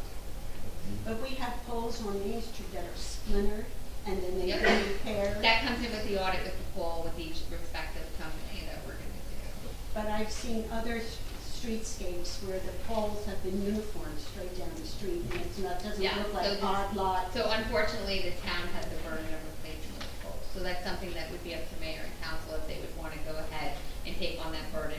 I've been there, done that, yeah, and sometimes you just have to do it, other times it just takes away from what you need to do in the project, so it'll be. Well, it's just, it's a visual, you know, on. Agree. Well, thank you for your Agreed. time, thank you. Okay, Sandy to knock I think, yeah, we have time for one or two more questions on the video. Yeah, yeah.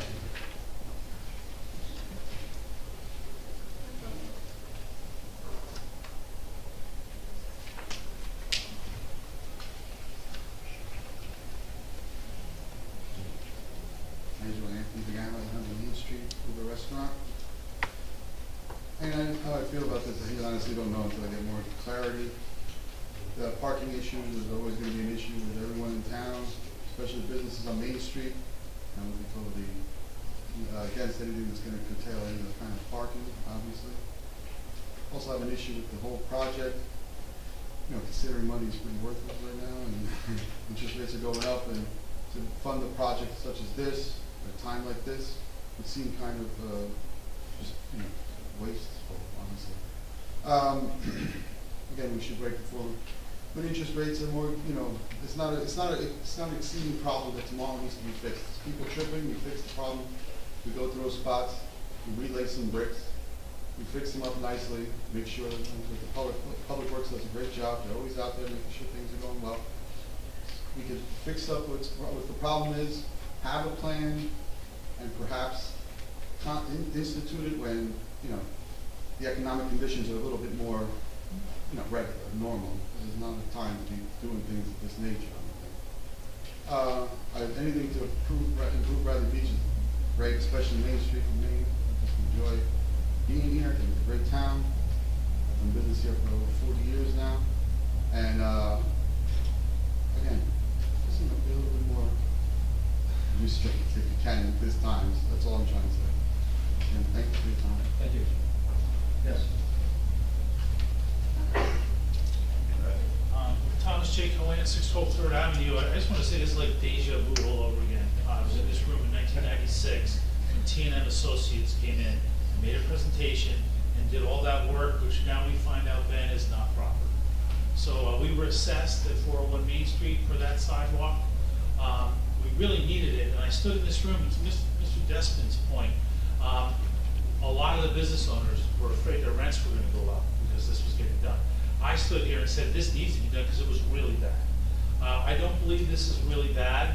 I believe it's a maintenance issue.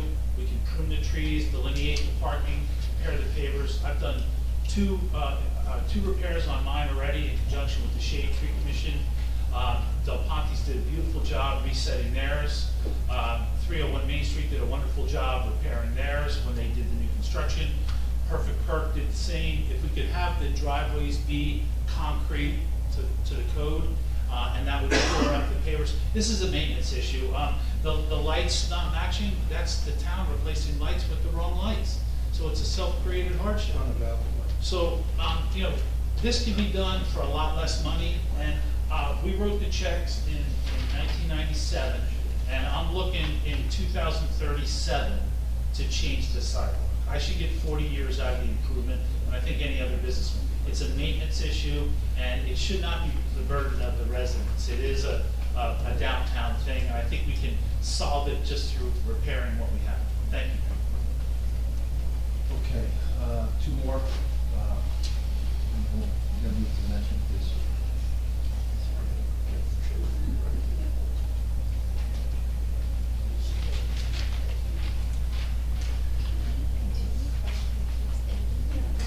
Then you can see that. Nancy Meadow, Ocean Park condominiums. I love it when Mr. Cohen steals some of my thunder. This is worse than a deja vu. This is like a panic attack. Yeah, we all want a gorgeous Main Street. Many of us might want a mansion in Long Beach Island. You just can't have it all, especially this is just so reminding me of what I personally considered a fiasco regarding the former Methodist Church on Lorraine. I don't know how this can just be put up here again, like, what do we want when we have no idea of priorities, cost figures? Yeah, safety. I mean, that's obvious to most, but that's not a big deal. To be talking millions of dollars, phase this, phase that, when you don't really even begin to consult with us, and well, gee, we'll give you 3 plans to choose from. This is exactly what went on with the church. Why can't we look at the minimums and build on that? And I really so respect Mr. Bunnell's experience with these kinds of things, because the way you guys think of spending money, how many times do I tell you it is your job to steward it? You know, it's kind of like, gee, I want an addition, and you know what, it's not just one little bathroom. It's, you know, now 2 more bedrooms and another floor, and maybe I'll finally get my elevator, and then a basement and an attic and a playroom, and this is one of those things that's gonna get out of hand, be redone, because we're not even gonna do it properly the first time, because that is the Grayley Beach way. And here we are again paying consultants, which we love to do, because why should we do anything ourselves? And I really implore the council to think very seriously prior to going forward with anything where you don't know how much a planner is, if we want planners. Just start with the basics and go from there. Thank you. Thank you. Last one, Mr. Shaw. Yes, William Shook, 110 Fifth Avenue, Bradley Beach. A while back ago, when we were, well, last time we revisited the master plan, our professional planner, were looking at Main Street, rehabilitation, what can be done, and things like that. At that time, it was noted that due to our infrastructure, the Borough of Bradley Beach would be able to get grants. Our sewer lines, if I'm not mistaken, are almost 100 years old, which would qualify us for that rehabilitation program. So, you know, before we do any landscaping or curb cutting or anything, let's look into that and, you know, fix the sewer, then go into the curbs, because you're gonna be damaging curbs when you do the sewers. So, I think that's the way we need to start looking. I mean, there was a proposal that came before the board, and that was custom tires, and we came up with a plan for them. Give us pavers, 2 feet in from the curb, concrete, and then pavers towards the building. It was drawn up, and it looked beautiful, and it was gonna be maintained easily. You know, especially with people walking, pedestrians. You had no issues with cleaning the snow off the sidewalk because it was concrete, it was smooth, it was straight. So, what I think we should do is look at the infrastructure that we have and attack it that way first, and then you go into the streetscape. Thank you. Okay, we're gonna move now to the second presentation, hybrid meeting guidelines. Erica, you're gonna cover that? You want me to read the resolution? We're just paraphrasing where we are now. Let's read the resolution. What's that? I need to grab the resolution.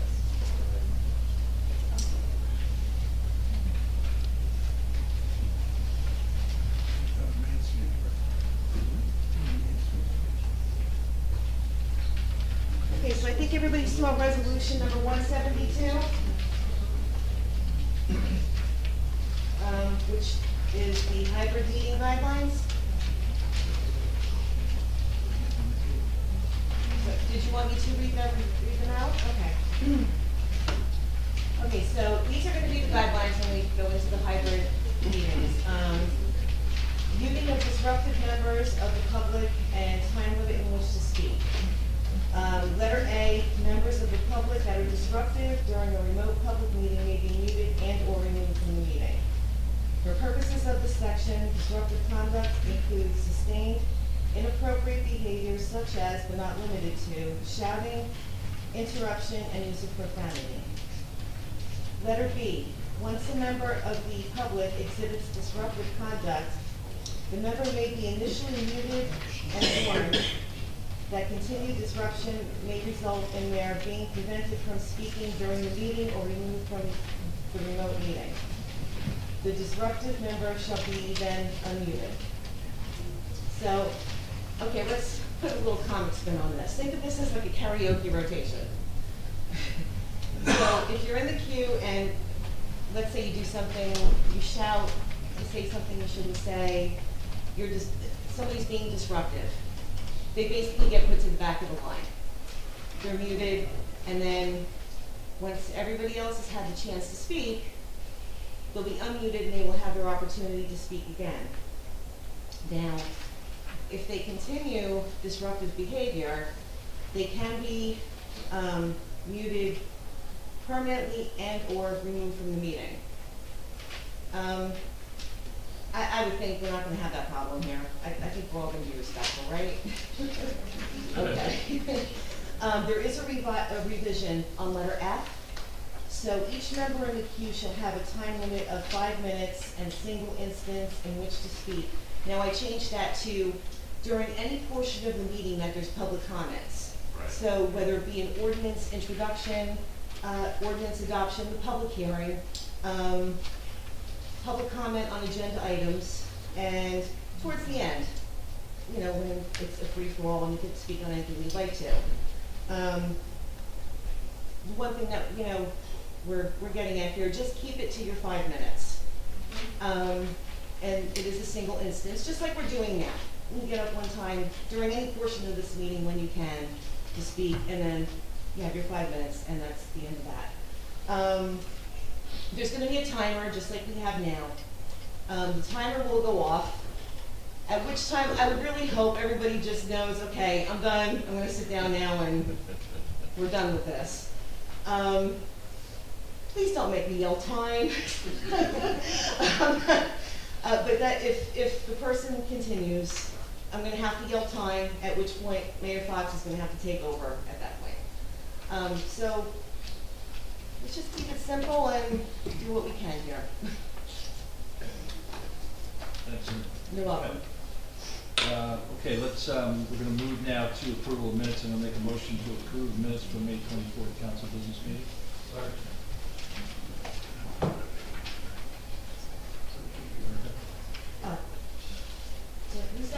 Thank you. Councilman Brunel? Yes. Councilman Guzzosi? Yes. Councilman Sexton? Yes. Councilman Weber? Yes. Mayor Fox? Yes. Approval of minutes for May 24th, executive session meeting. Second. Councilman Bidell? Yes. Councilman Gutierrez? Yes. Councilman Weber? Yes. Mayor Fox? Yes. Do I get the vote? Councilman Sexton, didn't say that? Councilman Sexton? Do you have to make me do a presentation? Okay, thank you. Okay, agenda item number 9 is public comments and questions on the agenda. Any questions or comments on the agenda? Okay, we'll move to number 10, ordinance introduction. We have one introduction, ordinance amending rules and regulations of chapter 123, beachfront areas, adjacent waters of boroughs, revised ordinance to clarify motorized or powered bicycles further on the beachfront promenade. Open it for council comments. Any comments? No, just that when we do vote on this, it'll be as amended in our discussion. Okay, make a motion to introduce 2022-06. Second. Councilman Bidell? Yes. Councilman Gutierrez? Yes. Councilman Sexton? Yes. Councilman Weber? Yes. Mayor Fox? Yes. Ordinance 2022-7, amendment to chapter 5, opening council comments. Okay, then, okay. So I'll make a motion to, should I make the motion, Mr. Mayor? So I'll make a motion to adopt the amendments under Chapter 5, Administration of Government, under ordinance 2022-07. Introduce. Sorry. Thank you. Second. Councilman Bidell? Yes. Councilman Gutierrez? Yes. Councilman Sexton? I'm going to vote no. I think this is a legislative solution that's trying to be applied to a political problem. I think there's going to wind up being consequences that we are unforeseen. Councilman Weber? Yes. Mayor Fox? I'm going to vote no also for some of the same reasons Council President Sexton had me repeat. Keep my time. Okay. We do have one ordinance for adoption. It's very important because the deadline is tomorrow.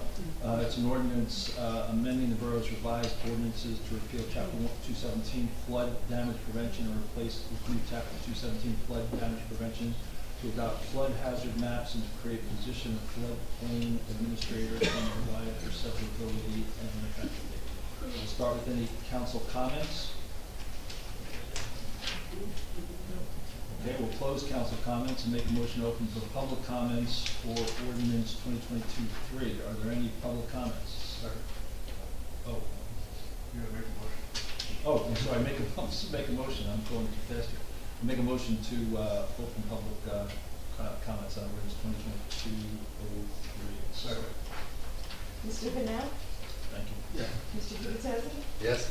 Mr. Sexton? Yes. Mr. Weber? Yes. Mayor Fox? Yes. Any public comments? Real quick, on Greenberg Field Park Place, what is this for? Can you just explain what this is? It's flood ordinance? Yeah, so FEMA requires floodplain or flood, flood damage prevention. We're just getting ourselves aligned to the FEMA requirements and definitions. You don't even know me, I usually have to explain it. What's that? We've been here, it's like, I'm waiting for you to I'm say sorry. it, I'm like, oh my I God, actually know we've the been. technical details. I wrote it. I've done this in 4 other meetings by Sorry. myself. That's okay. Is Yeah, that so right? you said it right. Flood Okay. damage prevention ordinance, this is a mandate by FEMA. That you need to adopt this in order to comply with the NFIP. So this is a standard ordinance that is being adopted all over the state by every town. And this is what we're here for. Thank you. It's pretty much templated from the state, but we had to make a couple of Yeah, choices. we had to make some Yes, decisions and tweaks, yes. Most of the language is consistent throughout every municipality. There are a few minor things that were tweaked just to be specific to Bradley Beach. And those were made, and the ordinance had to be resubmitted to FEMA and approved by them.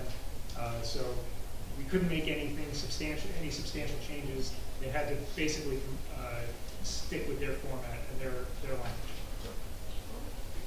how much is the floodplain administrator paid? Is that the requirement also of this thing? I don't think Yeah, it's, Okay, right. Ms. Meadows, you gotta come, this is like an ordinance hearing, you gotta come to the mic and give your name and address. Yeah. I know we let Mr. Greenberg get off for. Yeah, always. But you gotta I go stay in, off. let's do it the right way.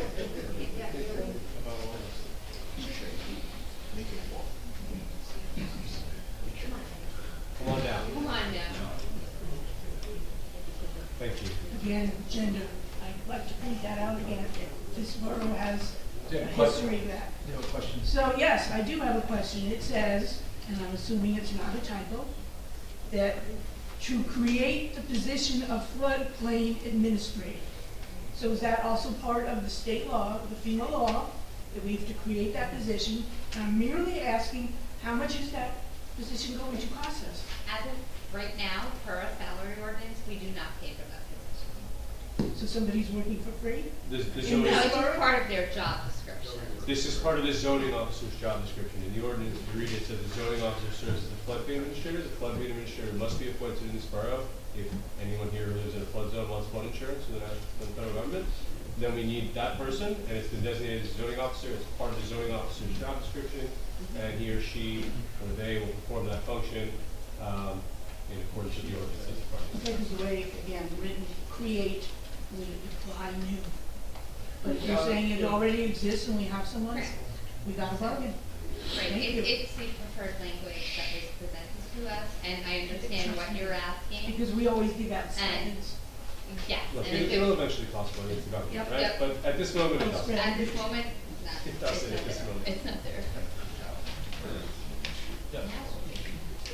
I don't know, I'm gonna read the minutes. Shauna Greenblatt, 414 Monmouth Avenue. I just wanted to ask as a homeowner, if there are significant changes to the current flood? No? Not significant changes, some minor updates to the language, but, and most of the town is not in a floodplain, so it doesn't even apply to the majority of the residents. The southern end of town is not in the floodplain? There are some sections, on both the north and southern end that are Closer to the lake. closer to the lakes. It's almost like a U. Thank you. Okay. Make a motion to close 2022-03 and move to adopt. Second. Second. Mr. Bennett? Yes. Mr. Gubatesi? Yes. Mr. Sexsmith? Yes. Mr. Weber? Yes. Mayor Fox? Yeah, Mr. Mayor, before we go on, I've got another obligation this evening, unfortunately, that I need to attend to. Can I just make a quick statement? Sure. On the way out the door? Sure. Just use the I'd just like to microphone. read a letter that I wrote following the last council meeting. It was Mayor Fox that decided to resign from my seat on the Bradley Beach Borough Council. When I started my run for office 3 years ago, I ran for simple reasons. Things in town didn't seem like they were being run right. Nothing would have made me happier than to be wrong about that, but unfortunately I was not. As a member of the governing body in town, we've made great strides in identifying and correcting many of them, all while dealing with the challenges presented by a global pandemic. Everything I did while serving on council, I did for the betterment of Bradley Beach. In the last 6 months serving as council president, I worked tirelessly to try and get the various factions of the governing body to try and work together in prioritizing and resolving issues for the betterment of Bradley Beach. Unfortunately, those efforts have failed. The poisonous atmosphere, the public infighting for cheap political scores, the public private harassment and badgering of our borough employees and professionals, or the impugning of their ethics is simply too much. Bradley Beach deserves better. I never sent this letter, and I'm not resigning from my seat on the council, because that would be failing to finish what I originally set out to do, which is to improve the borough government, the borough processes for the benefit of all Bradley Beach residents and visitors and employees. Thank you.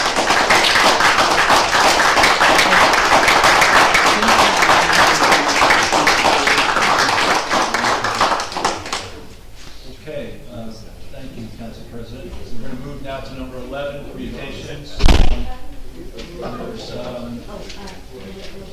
Yeah, we have to adopt the oh, I thought we ordinance. did make a motion. No, that's open to close public hearing.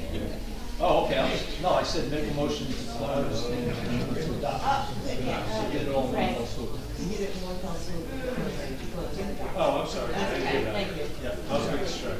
Okay, there's a couple more things, communications, we had we had a land use board resignation and an appointment, I'd like to make a comment on one of these communications here. I'd like to get through them first. I'd like to do it before we get through it, kind of before. Well, you're gonna have the opportunity to comment when you just get through them, and I'll let you make comments. So Dave Fratelli is resigned, and we've appointed Debbie Brunel. Dave's done a great job, so we appreciate it. Shade Tree, Kim Baker, and we have an appointment of first name Bagley. Thank you.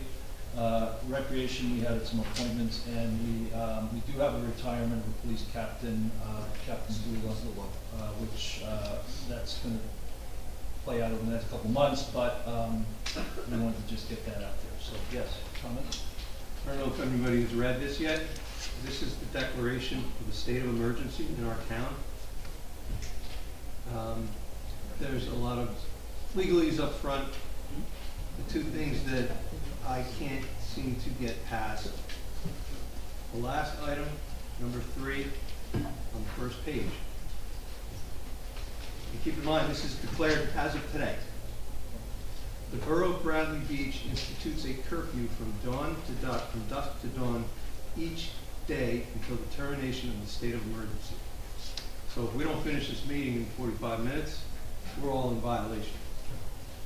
The first item on the second page, it says, the movement of all vehicular traffic through the borough in the area of the shoreline and mandatory evacuation zones is prohibited until the termination of the state of emergency. What's the emergency over here? This is related to the pop-up parties. Yeah. The one pop-up party in Long Branch. Yeah, so I can clarify this. We've been asked, and we've worked with OEM on this, to have this approved. There's no action to be taken on this, no actual action, unless something comes up at 10 o'clock on a Saturday night, and we have to take action. Well, that's not the way it's written.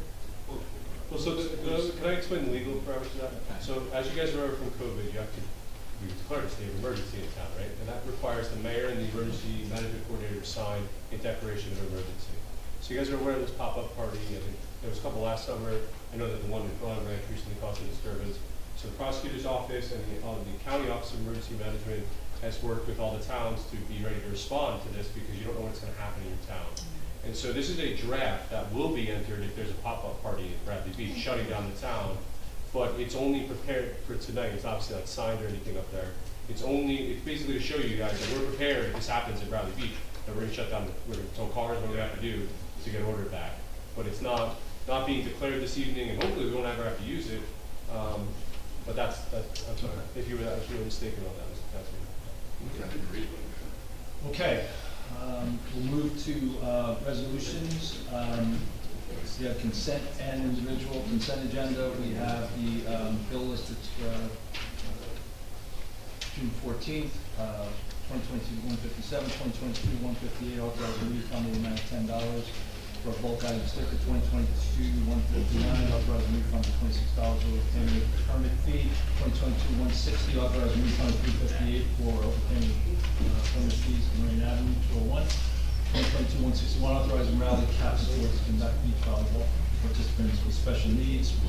Promotions on 6 o'clock to 7:30. 2022 162, approval annual renewal of alcohol beverage license for Portuguese Shamrock, otherwise known as Elbow Room Bar and Kitchen. 2022 163, approval annual renewal for alcohol beverage control for Imam Lab LLC. For those who don't know, that's the Cinema Lab. And that's the what? Cinema Lab. Oh, Cinema, okay. I'm sorry, 2022 164, appointment of Class 1 officer. I'd like to make a motion to approve. Sorry, on the bill list, Mr. Mayor. Yeah. On page 2, whoever wants to answer this, there's an item from Belmar Window Shop for a blind, and I want to make sure I'm reading it right. Like it says one blind.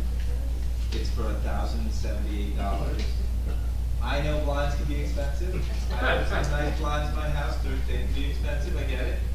But you can also go to like Blinds to Go and like get a cheaper blind. So I'm just kind of wondering am I reading this right, that this was one line, and it was, you know, can somebody answer? Where's this really expensive line, I wanna go stand on I it? don't think it's in line, I think it's The guidelines. lines are in front of Borough Hall. Right. It's not It's the one way line. the description reads on the, we don't have much room in Edmonds to look at the total notes, and when you print a bill list, it just gives the description of the order. So, again, is this like one line, is this a partial line? No, it was multiple going across the front. As part of the renovation. It says one blind, so that's what concerned. It was one order. $1,000 for one. Yeah, no, it was one order. Okay. Yeah. Okay, make a motion to approve the consent agenda? Second. Mr. Bennett? Yeah. Mr. Gubatose? Yes. Mr. Sexton, give up. Mr. Weber? Yes. Mayor Fox? Yes. We've got a few individual resolutions, 2022-165, approving certification of U.S. Equal Opportunity Employment Commission. Make a motion to approve the 2022-165. Second. Mr. Bennett? Yes. Mr. Gubatose? Yes. Mr. Sexton, not here. Mr. Weber? Yes. Mayor Fox? Yes. I'll make a motion to table 2022-166 and 167, the adoption of the budget amendment in the 2022 municipal budget. Second. Mr. Bennett? Yes. Mr. Gubatose? Yes. Mr. Sexton absent. Mr. Weber? Yes. Mayor Fox? Yes. 2022-168 for temporary appropriations. Make a motion to approve 2022-168. Second. Mr. Bennett? Yes. Mr. Gubatose? Yes. Mr. Sexton absent. Mr. Weber? Yes. Mayor Fox? Yes. 2022-169, appointment of probationary police officer Ian W. Ambrose. Make a motion to approve 2022-169. Second. Mr. Bennett? Yes. Mr. Gubatose? Yes. Mr. Sexton absent. Mr. Weber? Yes. Mayor Fox? Yes. 2022-170, appointment of probationary officer Sean Johnson. Make a motion to approve 2022-170. Second. Mr. Bennett? Yes. Mr. Gubatose? Yes. Mr. Sexton absent. Mr. Weber? Yes. Mayor Fox? Yes.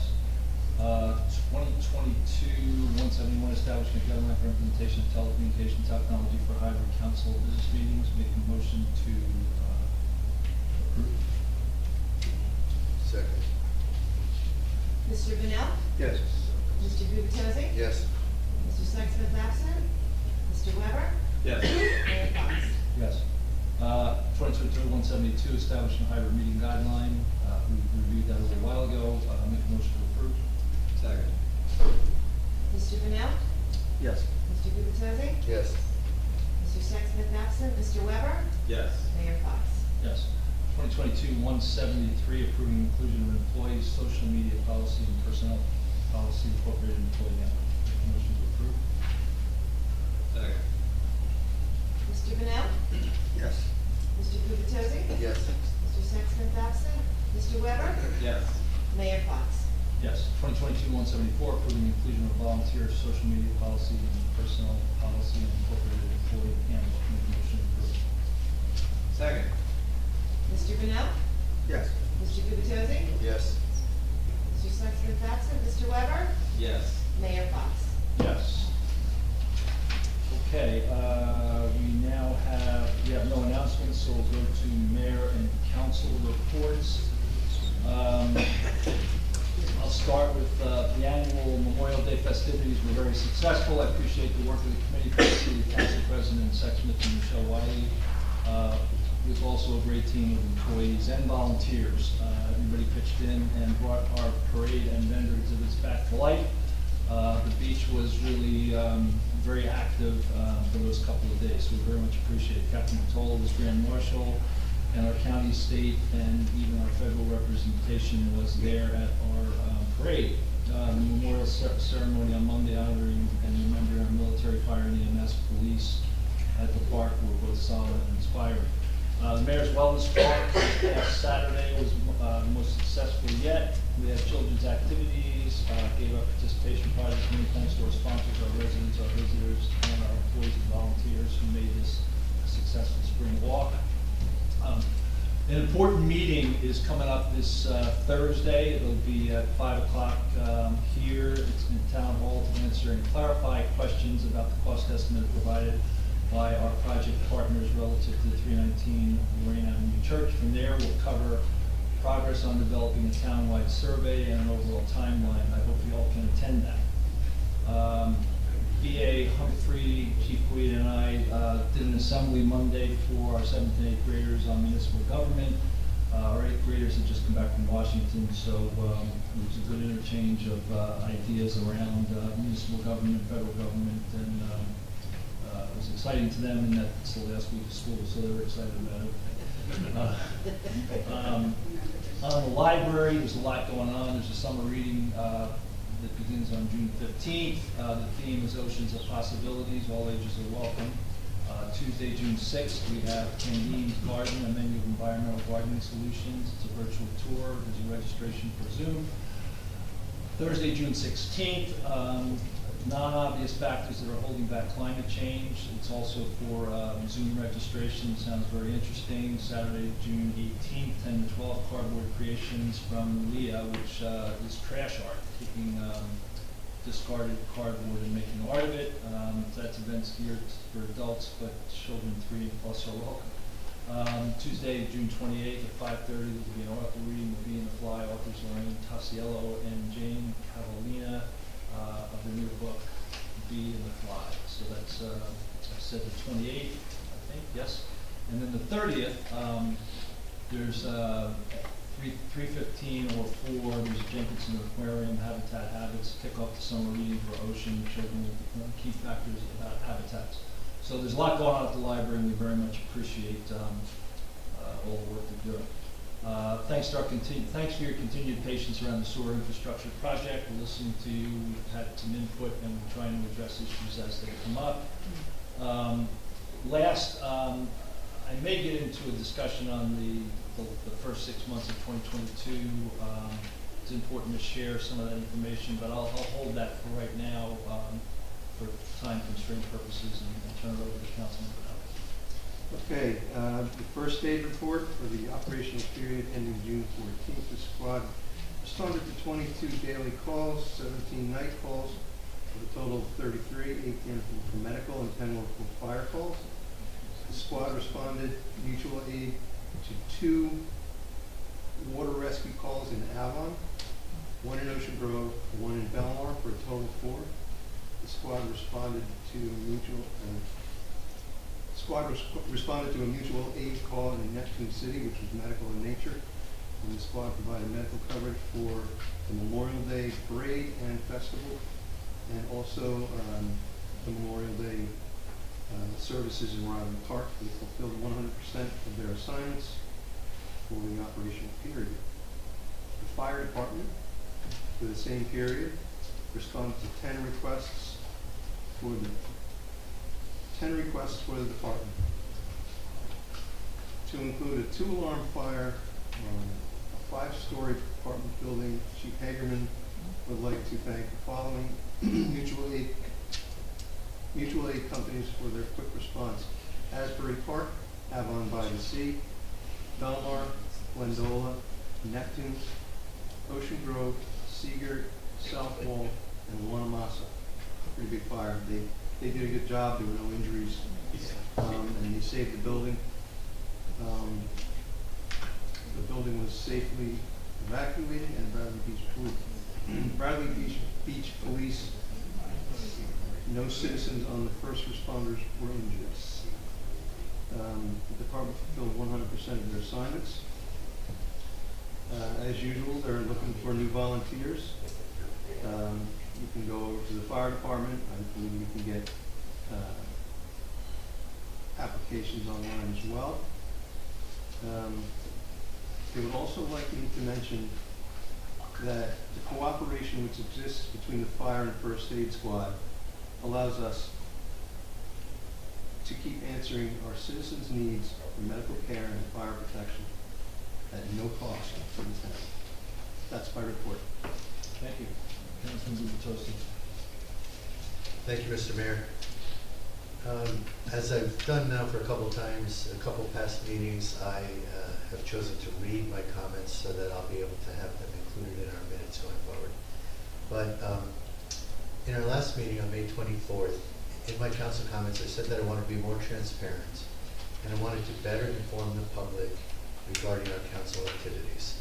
I referred to my council comments as I want people to know because that is my goal, to inform the public. It's funny, over the past few weeks, a few people thanked me for sharing my thoughts. However, a few thought my comments might be born from frustration, and a few have shared that they think the role of a council person is thankless. So let me start my comments tonight by saying, I want people to know that the role of a council person is not thankless. It can be challenging, frustrating, and often time-consuming, but it is not thankless. In fact, it is often very rewarding, and I really enjoy the opportunity we've all been given to serve the public. Please remember that my comments tonight are intended to inform the public. For starters, I want people to know why Newark Avenue striping scheduled for June 1st was canceled. During our May 24th council meeting, it was announced that Newark Avenue striping would be conducted on Wednesday, June 1st, just 2 days after Memorial Day. A handful of Newark Avenue residents speaking for, I'm sorry. I thought someone had a question. A handful of Newark Avenue residents speaking for many of their neighbors frantically sent emails to the entire council raising concerns about the lack of notice provided and the lack of public engagement.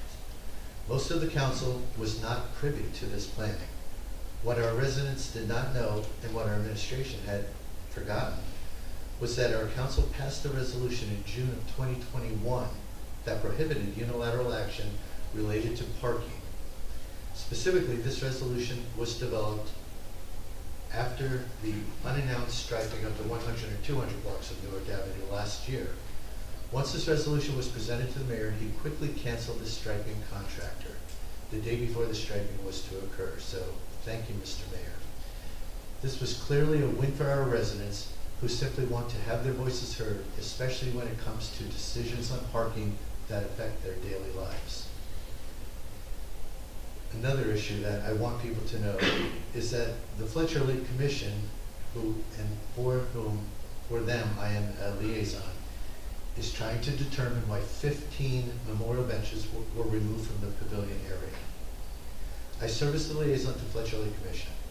During the Fletcher Lake Commission meeting on June 8th, 2022, the Fletcher Lake Commission members informed me that they were very concerned about the disappearance of approximately 15 memorial benches from the Fletcher Lake pavilion area. They had virtually no information as to how or why these benches were removed. Since the commission sponsors the sale of these benches that memorialize the purchasers' loved ones, the commission feels a strong responsibility to protect these benches. The commission believes that the borough's administration might have requested the removal of the benches.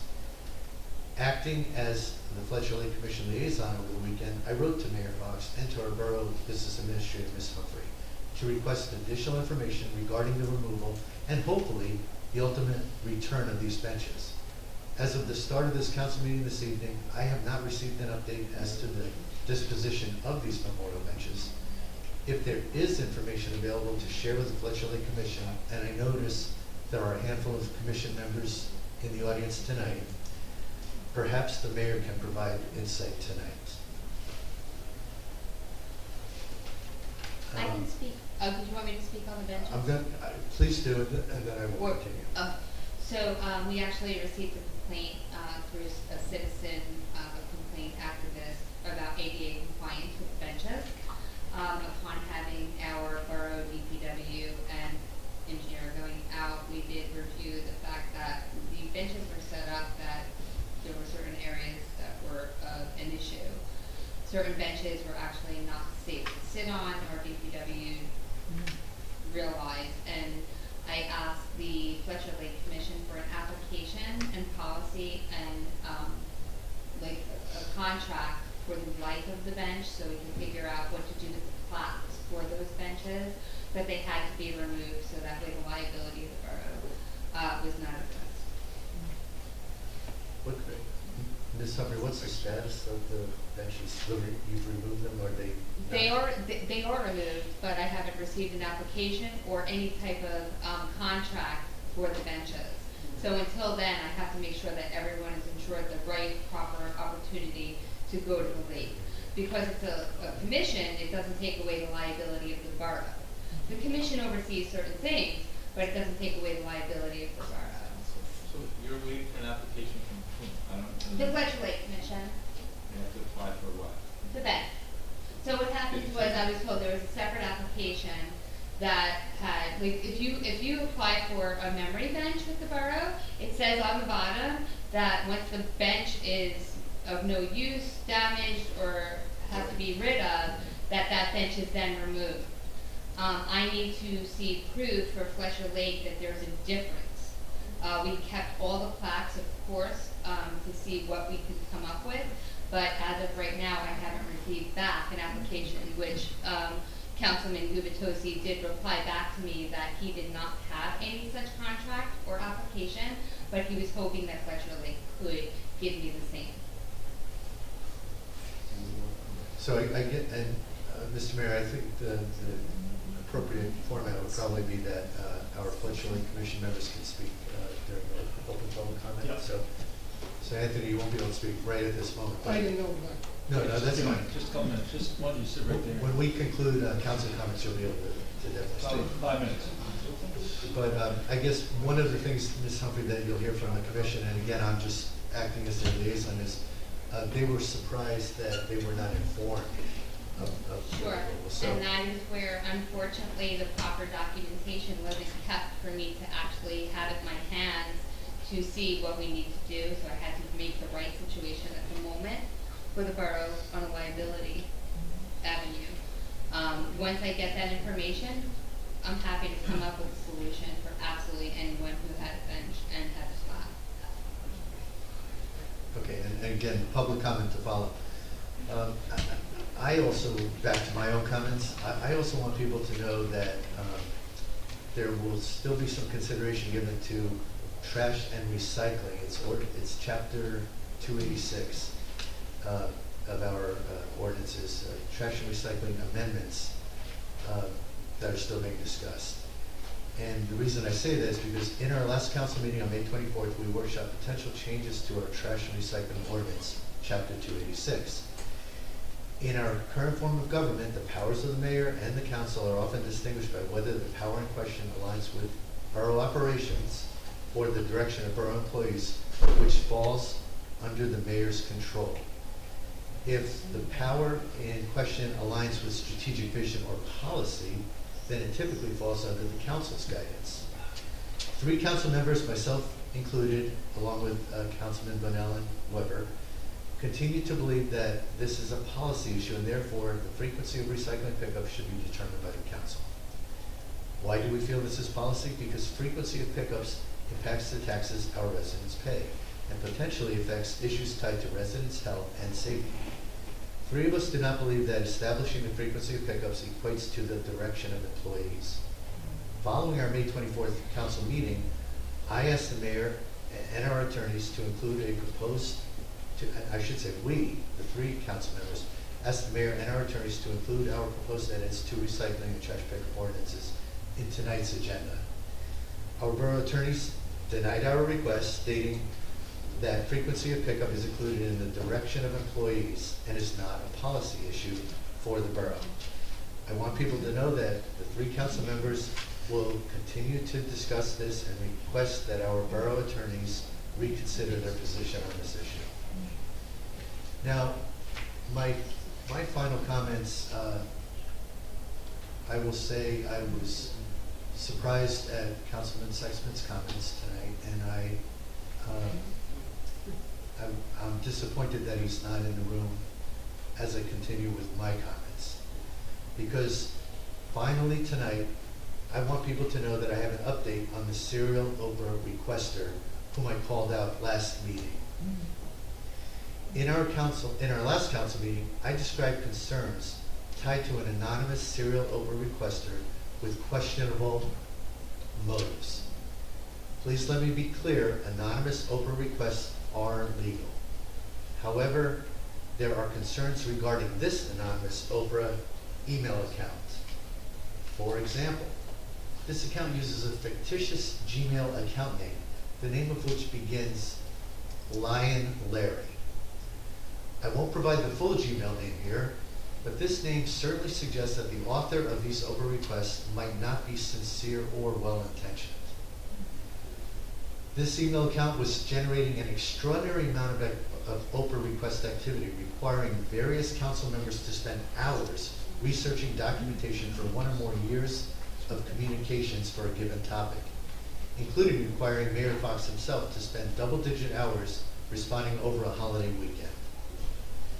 This email account seemed to harass council members at times, including Councilman Bonnell, targeted by a separate Oprah request focused entirely on Councilman Bonnell's efforts to identify who the secret Oprah requester might have been, including asking for websites that they may have visited to identify this requester. They also have arguably harassed me. My example given last meeting was that I was opened within 3 hours of meeting with our first aid volunteers. And that Oprah request came in specifically asking what did I cover in that meeting 3 hours earlier. I left the meeting at 1:30. The Oprah request was stamped at 4:03 p.m. This Oprah requester also threatened our borough clerk, stating that they had contacted a known Oprah litigation attorney and inferred that they would use the borough they would sue the borough if the clerk did not accelerate Oprah responses that were due. Ironically, the delays were caused by me, not the clerk. And likely, this emailer has cost the borough thousands of dollars in legal fees, since each council person's response to an Oprah request must be reviewed by a borough attorney for issues of possible confidentiality, which may require text redactions. Interestingly, the day following my comments during the May 24th council meeting, 2 outstanding Oprah requests were rescinded. And it was rescinded by the serial Oprah requester. Of course, none of my 4 Oprah topics open at that time were rescinded from this same individual. Given that this requester was anonymous, it was difficult to speculate upon his or her motives. The Open Public Records Act, Oprah, is designed to protect and empower the public, so my hope was that these requests were not an abusive attempt to spy on my activity as a council person. 2 weeks ago, I was asked if I knew the identity of this person. I did not. I honestly still do not know. However, I do have some very particular evidence that I want to share with the public. And this evidence seems to point in the direction of Council President Sexsmith. I reached out to Tim over a week ago and asked if we could talk about this topic. He answered that he had no time to talk for at least a week, bringing us to today. He has made no effort to speak to me since. At this point, all I can do is share the facts as I know them, which are: 1, I collected 10 Oprah requests submitted to the borough by the Lion Larry Gmail account. These are PDF forms. I made Oprah requests of the 4 other council members, the mayor, Councilman Bonnell, Councilman Sexsmith, and Councilman Weber, asking each to confirm that they had prepared an Oprah request form for Lion Larry account. On May 30th, just 2 weeks ago, the clerk confirmed to me that all of our council members had not created any of these Oprah requests. I used computer software to review the properties for each of these 10 PDF forms that I received from the clerk. 6 of the 10 PDFs indicate that they were originated by a computer used by Council President Sexsmith. The digital fingerprint from the Oprah requester's computer for these 6 PDFs matched a separate PDF that Mr. Sexsmith sent to the council regarding workshop schedules. It appears to me that either Council President Sexsmith's computer was used to create these Oprah requests, or someone has gone to great efforts to incriminate Tim. perhaps by doctoring the digital fingerprints on the Oprah PDFs submitted by Lion Larry. Finally, I know that Councilman Bonell told me that he had a conversation with Mr. Sexsmith, and that Mr. Sexsmith admitted to being the author of these Oprah requests in that conversation. I was not a witness to the conversation, nor do I know the context of this alleged conversation. At this point, all I can do is share the facts as I know them with the public. My hope is that we can resolve this expediently, especially if Mr. Sexsmith is being falsely incriminated by someone else. In any event, the Oprah requests from this anonymous individual have ceased, at least since my council comments from May 24th, 2022. Again, I'm very disappointed Councilman Sexsmith was not here tonight, and I'm a bit disappointed by his comments and his almost resignation. That concludes my comments. Thank you. Councilman. Now that we have your attention, not to mention it's freezing up here, so I'm shaking because I'm freezing, but anyway. Memorial Day was nice, wasn't it? How about those guys? Thank you guys, it was great. Ceremony in Riley Park as well, and it was great to see everybody and a bunch of dogs. I want to comment on the retirement of Captain Zula. I'm sure he deserves it. I think it's a great loss to the town. He's one of our greatest officers, captain, and I think it's a shame he has retired before he got a chance to be our chief.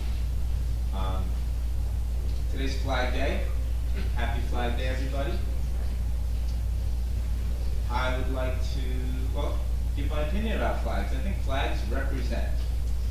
For example, you go by a house and there's an Irish flag flying, probably people of Irish descent live in that house. Pretty good guess, right? And if there's a Yankees flag flying, probably Yankees flag. Some Mets fan is shaking their head back there. No, they probably are, yeah. So I just think that they represent, and I don't think that they divide at all. But I will also say, I think flags also remind us. They remind us of things like right now, up on the beachfront, there's a POW MIA flag. Just reminds us. So I think it's not a big deal that one month of the year, flying a flag that reminds us all that we all deserve to be treated equally and with respect. So happy Flag Day, everybody. We passed the social media policy tonight. I just want to reiterate what I said before. It's much improved. I don't think it's a small thing to reaffirm that people's First Amendment rights aren't taken away as long as they're not identifying themselves as a town volunteer. It took us a while to get here. I think it was worth everything we put into that. On appointments, the mayor made a couple of appointments. Obviously, these are the mayor's appointments to make. I would like to make a suggestion, though, that when there's a vacancy on a board or a commission, that the names of all the applicants who wanted to fill that position are shared with the commission chair, and then a discussion ensues, maybe facilitated by the chair and that commission, and a recommendation gets made to fill the vacancy. And I bring this up because I'm the liaison to the Shade Tree Commission, and I did not even know that who was getting appointed for this position until I read the communications. I think it was reviewed with the commission chair. Yeah, well, I guess the question there is, were the other applicants, There were no other applicants. Oh, okay.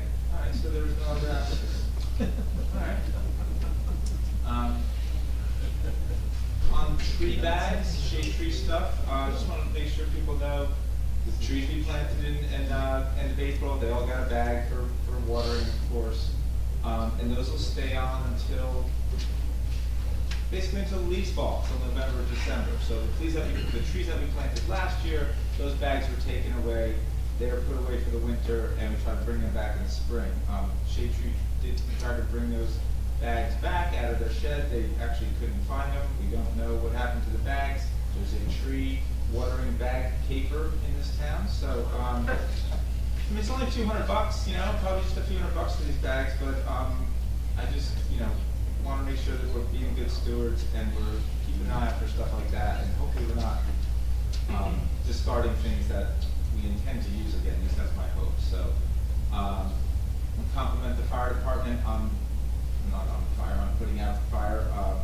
Fire on the top of a 5-story structure is a pretty scary thing in this town. And as you heard, all ended well and without injuries, so that was good. I would like to find out what the cause to that fire was, maybe separate discussion, but would like to find out how that fire happened up on the roof there.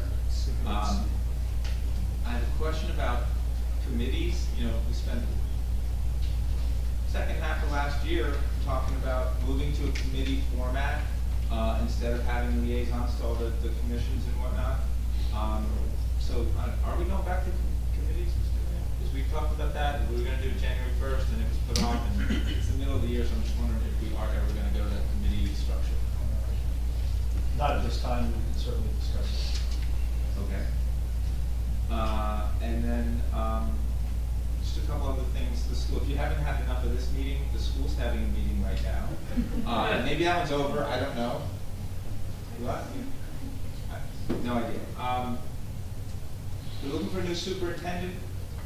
This meeting's being facilitated by the School Boards Association of New Jersey. It's not, the Board of Ed didn't pick the time or date, but they're soliciting feedback from the public as to what they want to see in a new superintendent.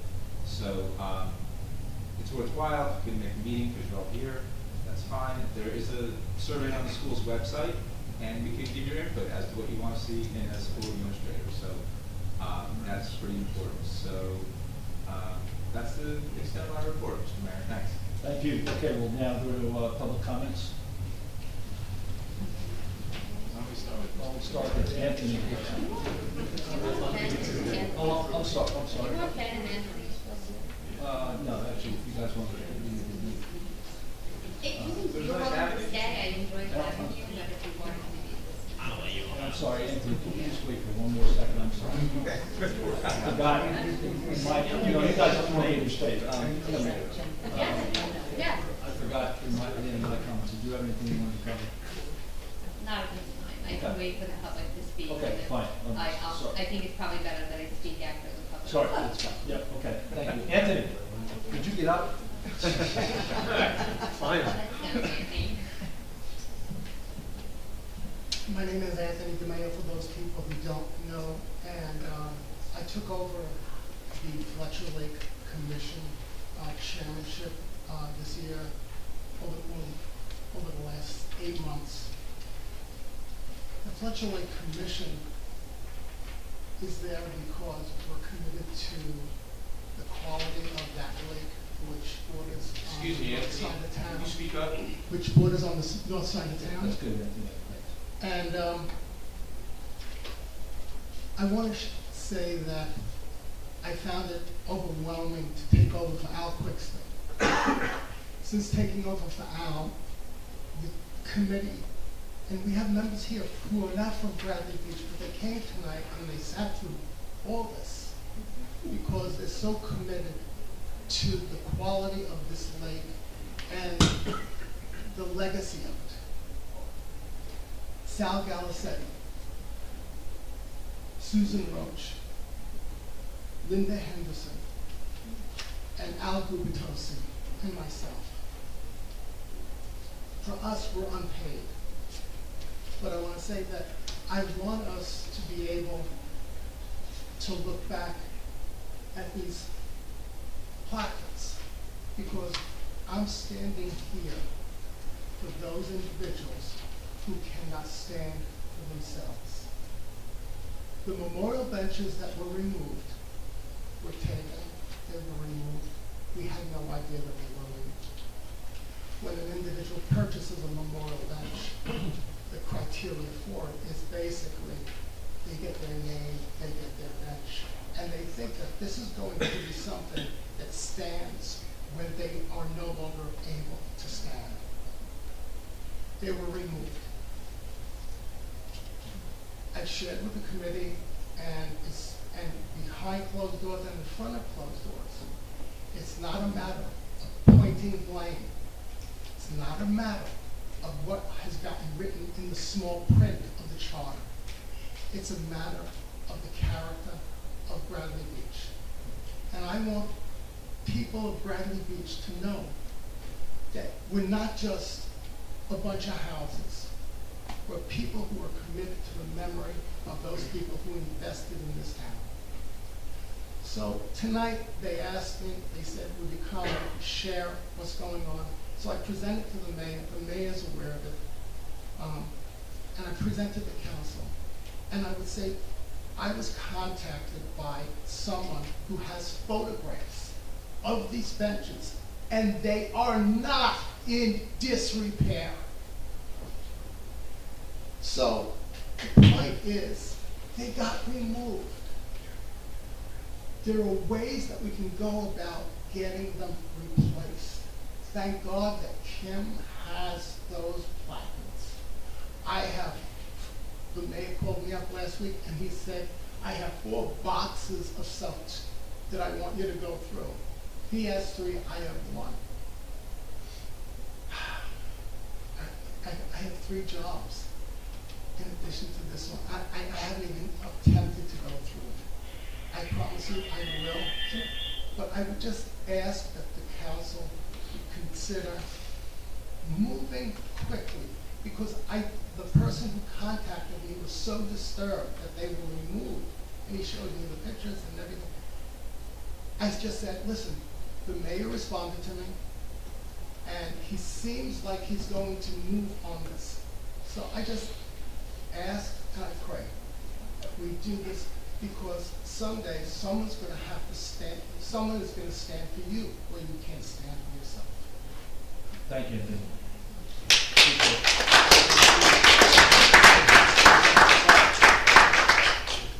Any other comments? Yes. Shauna Greenblatt, 414 Monmouth Avenue. Thank you, Al, for mentioning the recycling issue. I just wanted, once again, to bring up the issue of recycling. I know that in 2 weeks, we're going back to weekly recycling, I guess, for the summer season, generally. And I would really like to, once again, encourage the borough, mayor, and council, if council is able to participate in this discussion, to keep, once we go back to weekly recycling, to keep the weekly recycling. It's really an imposition to, I think, most of the Bradley Beach community that we've lost our weekly recycling. It's problematic. I don't have to go through, you know, the need to deal with all of the excess of 2 weeks of recycling and how to put it out, and at the same time comply with the size of the cans at the street. So do I have permission to ask the community by raise of hands who would like to see weekly recycling? No, this is for conference. This is conference. Okay. This is not. Okay. So, I mean, on the street and in social media, there's just constant conversation about the difficulty of the changes in recycling. It should not be a done deal, because the community is very unhappy about it. I'm speaking personally, but I think I'm also speaking for the many people who share the same commentary. So I just wanted to bring that up. The state of New Jersey is going green. Bradley Beach is going backwards. I don't know why that's happening. And furthermore, I would just, like to articulate that the most recent communication that's come out about the fact that changes are going to go back for the summer season referenced the fact that it was based on input. And honestly, I don't believe that the input of the community is simply for summer recycling. The year-round population of Bradley Beach is the backbone of Bradley Beach. My recycling doesn't change in the summer. It's the same household. So certainly for all of the residents who are here part-time and come in the summer, many of whom are not even aware of the changes that have been happening. I have so many people who ask me, is our recycling this week or is it next week? And half the time, I'm not even sure, because I have to keep track of that. And then beyond that is the clear plastic recycling, which is really a disturbance to the program that we've tried to put in place. I don't know when. I mean, for May, it was canceled. I'm not sure when June, if we get a pickup in June based on the zone that I'm in. And And frankly, I just think that it's negatively impacting our recycling plans as we try to be more responsible about recycling. I would also make a recommendation that we put bins around town to be able to drop off clear plastic and not just, you know, the dump or the DPW facility for drop off, which is, you know, doesn't have very generous hours. So, you know, in addition to that, I don't know if there's ever going to be an update to the community about the debacle of how this whole thing was kind of surreptitiously changed. We've really gotten no information about the fact that the mayor never knew about it, if maybe that was the case. So, you know, that's problematic to me, and there's never really been a response to that. So I just wanted to keep it out there because this is still, it's not acceptable to have every other week recycling. Thank you. Thanks. So, if you want to use the Recycle Coach app, it actually is, it's free, you download it, and it now does reflect our actual schedule of every other week, and it's after 2 weeks from now, it's going to go to every week into the Recycle Coach app. So if you, like me, can't remember when the recycling happens, you're going to get that app, put it on your phone, it's called Recycle Coach, and you get reminded.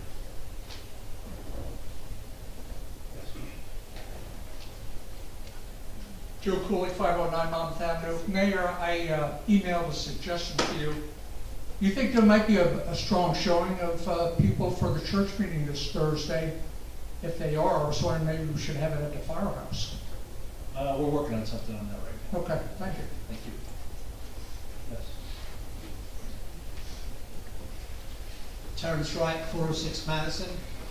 Tonight I heard, I guess, two could be expenditures in the future. One was what's going on now with the sewer rehab coming up my street next week, I believe, and then heading north with the next phase.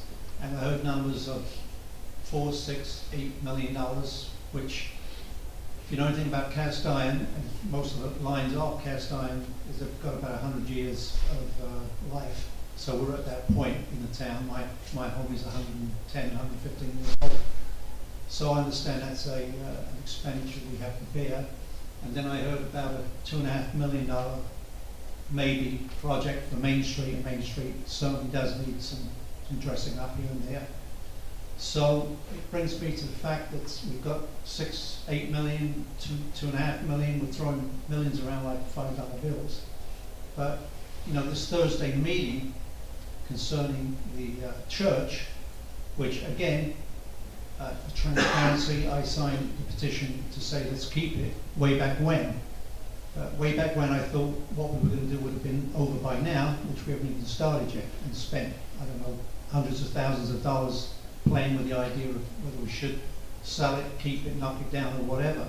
But my point is this, I will certainly come to the Thursday meeting because I'm interested in seeing what's happening. But seeing in the front page of the Coaster last week that it's estimated to be a 10 million plus project, and we're looking at this and sewer, I can't even believe the church is going to stay on the table. I mean, you don't have 10 or 12 million dollars.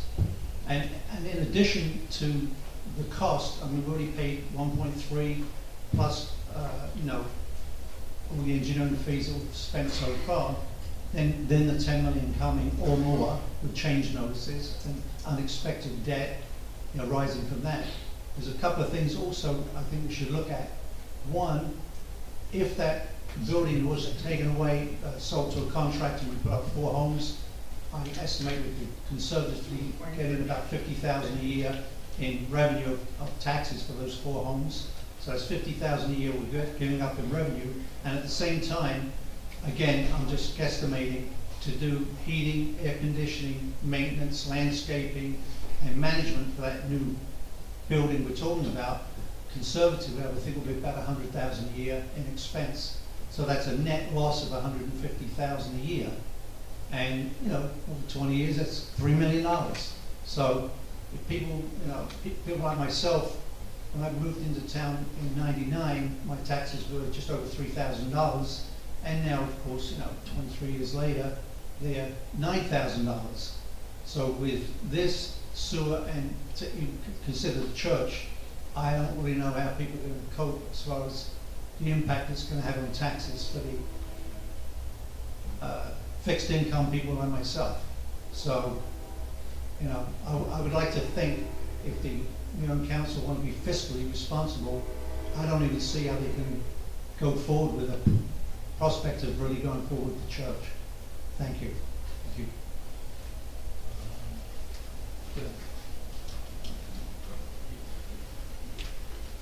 Tom Gavin, 414 Fourth. Just some questions from the communication and the billing list. If you don't mind, business administrator, I'm sorry. With the retirement of Captain Jewell, who's a terrific officer, we're going to miss him. Will we have any financial interplay with that? Does he have accrued that will be placed into this year's budget that may not have been accounted for yet? Well, so I'm in the middle of calculating that. I'm waiting to receive a request from the captain on how they would like to present what is accrued and what's there and time to be used. This year, we just recently created, it was this year, right, Anthony, the trust fund for, yeah, it was the beginning of the year. We only just newly created the accumulated asset trust fund. So we actually do not have a trust fund set up, so we would have to negotiate how that payment would play out because we did not foresee the retirement and we didn't have a mechanism to pay that out.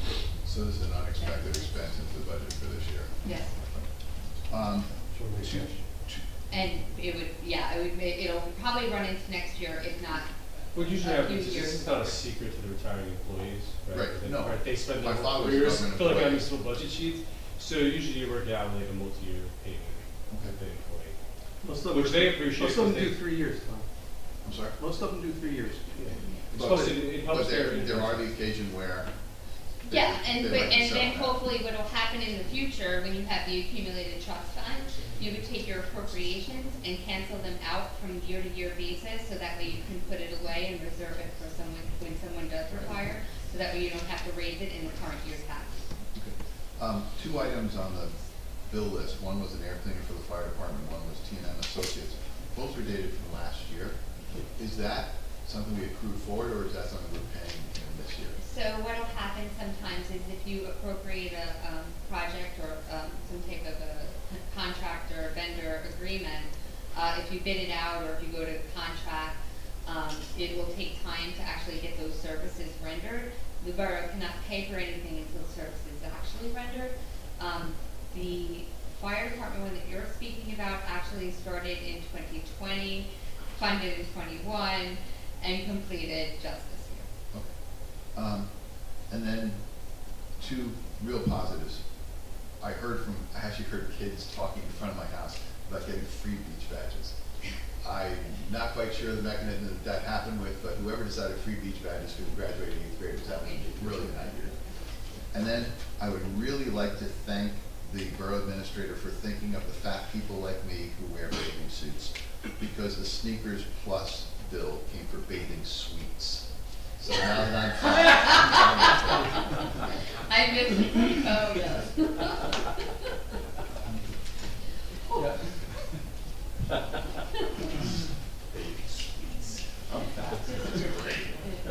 Finance. Don Greenberg, 302 Park Place Ave. And since I live on Park Place, it's going to be my first question. When is this sewer work planning to be done? Park Place? What days? Yeah. That's what they said earlier today, right? Yes. Down the road. No, There- Well, the mayor mentioned it, so I was wondering when. no, it's not down the road. It's- There is a grant that prior to my existence here was applied for. It was NJDOT, if I'm correct.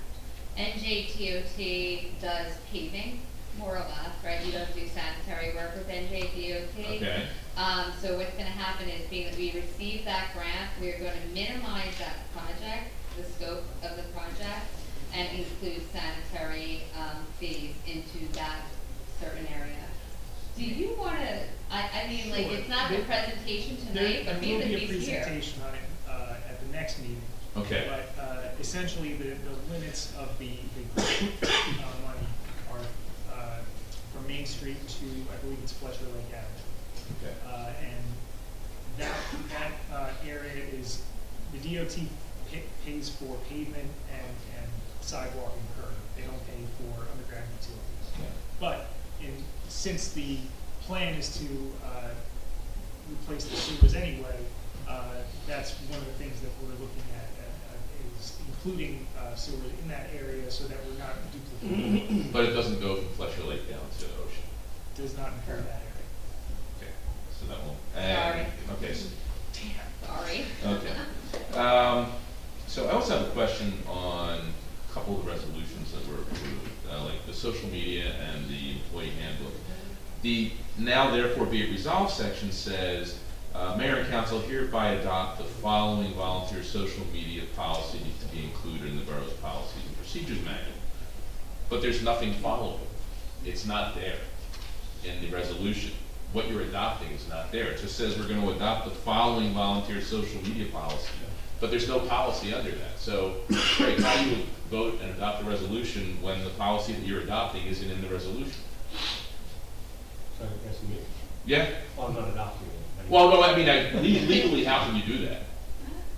But it says the following volunteer social media policy, but there's nothing there. There is no follow. I'm looking at it on the borough website, there's nothing there. I mean, no, this is, yes, I think it's been published before, there's an option of it. So I'm not sure why it's not attached. I don't think it's, because they made changes to it. I've heard people come to the microphone and complain about parts of it, so I don't know. But that was last time, then they made changes to it, as I think was spoken about tonight on the dais. And the changes that were made and the policy is not attached to the resolution, shouldn't it be? I mean, it's a matter of process. It should be attached to the resolution, yeah. Yeah, but it's not. I'm just saying it's I'll not. take your word for it, it's not. Yeah, because I'm looking at it on the website now. Is it or no? It's not. It's not. Okay. It's not. It's definitely not on the website. Not there. Yeah. Okay. So I'm assuming the council members saw Well, it. the council. Council seen that. Yeah. Erica's sent those out, asked for feedback. Yeah. So that they were published and we had those things and we reviewed those things. Okay, but the public didn't see it. That I can't, I don't know if it's on the website. Is it on the website? It is not on the website. Yeah, so I think that going forward, that should be there. And I think as Anthony started to say, and then he got sit down, stood up, sat down. And I think Kim addressed this with somebody on who was on social media. The railroad cars. I don't do it. No. He said that Oh. he had talked to you. The gentleman said he had talked to you about the railroad cars, and you had said that it's not in town, so I we did don't not have any speak to jurisdiction anyone, but over I it. did email them to Yeah, let email. them know that the New Jersey Transit did send correspondence to us to let them know that they would be dismantling rail cars, but it's in Neptune. And I Right. did contact Neptune to make sure that everything was received from Neptune to ensure that everything was on the up and up. They said yes, everything. So I think the concern was that there's asbestos in the insulation, and how are they containing that? Did Neptune give you any indications of how that's going on? They approved and they knew it. Okay. They put it in plastic bags and I'm throw it sorry. out. But Well, I guess we're concerned with while they're taking it apart, getting into the air. They have, Right. those rail cars are basically self-contained units, you just close the door. Gotcha. Okay. And then you bring the garbage bag out and put it in a special. There seems to be some concern I on don't It social know goes media. to a place called Fairless Hills in Pennsylvania. Well, that was the concern on social media, that there was asbestos in the insulation. I'm sure New Jersey, I can't speak to New Jersey Transit. I have no issue contacting them. Okay. Yeah, but that'd be great, because, it's not in Bradley, but we're not separated by. I don't know if the wall. anyone actually seen the job that we're doing. I actually said to Somebody the did, they say it was attorney, pretty cool it's looking. amazing. Yeah. I've never seen I'm gonna somebody take that. dismantle something, like I can't even separate my leftovers on my plate, like the way that they're doing this. It's like amazing. I sat there and watched them. to make And sure. just one last quick one, and this is for you, Greg. I know you can't speak about specifics, but what is the veteran relocation project suit about? Can you give us a general idea? Yeah, I mean, you can read it online. They're a developer and they claim. Oh, they're a developer. Yeah, Okay. it's a developer that built a house in town that,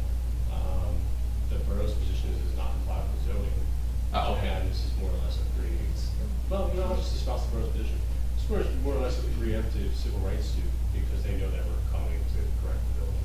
Okay, gotcha. Okay, thanks. Thank you, gentlemen. Administrative question. I thought I answered it for you. Well, so my question, I don't think was, when did you get this letter from NJDOT about? I believe it was Friday. So, just this Friday?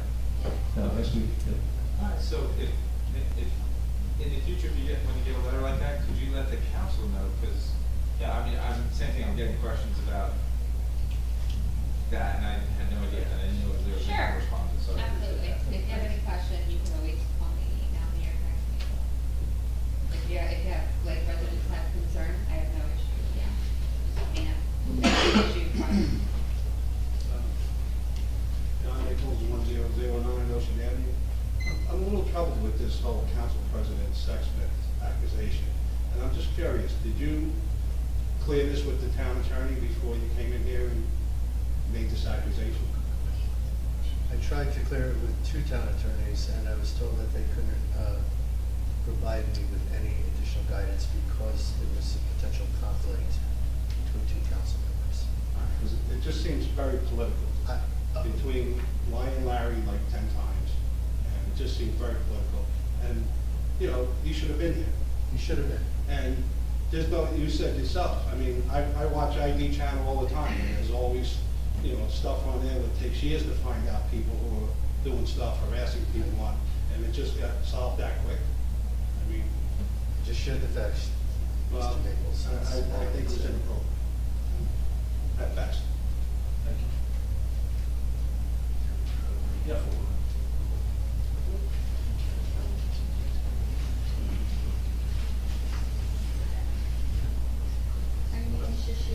I just have a quick question about the bill list. Can't hear you back here. Hold the mic closer.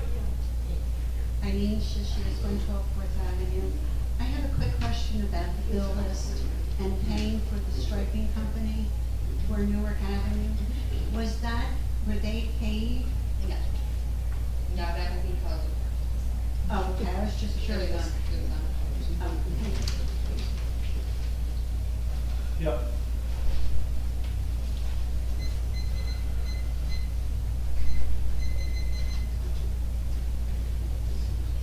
Surprisingly, I'll be the one to address the elephant in the room as well. I want to thank Councilman Gubitosi over and over and over again. This is insane what's happening right now. For wanting the people to know over and over again. You just have us at the front line, and that's what matters. And you're the only one I feel like I can count on at this point. I'm at a loss for words for everything else that's swarming through my head right now, but I can't leave here like nothing happened. Council Sexsmith mentioned political games or something to that nature before he left. I have so many questions, and I'm sure more will arise as I sit with this. There was some hefty information shared tonight, and the thought that our council president could have been spending our tax dollars this way has me trembling, has me furious, and the thought that there's anyone else who knew about all of this has me fuming. I am confused as to how he left. Did he resign or did he not? Because at this point, I think he needs to. There's strong evidence here, and if it's true, he needs to resign, and so does everyone else who knew. I'm sorry, can you just give me your name and address? You did not Sorry. say. That's okay. Brigitte McGuire, 610 Brinley. Okay. Yeah.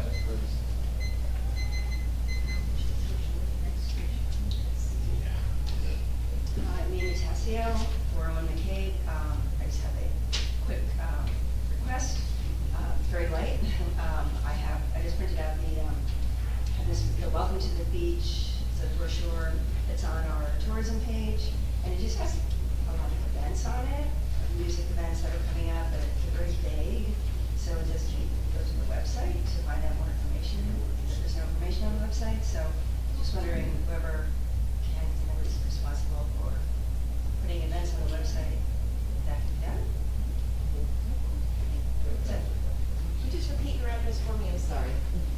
my name, Your address? Oh, 401 McKay, thank you. Yep. Hi,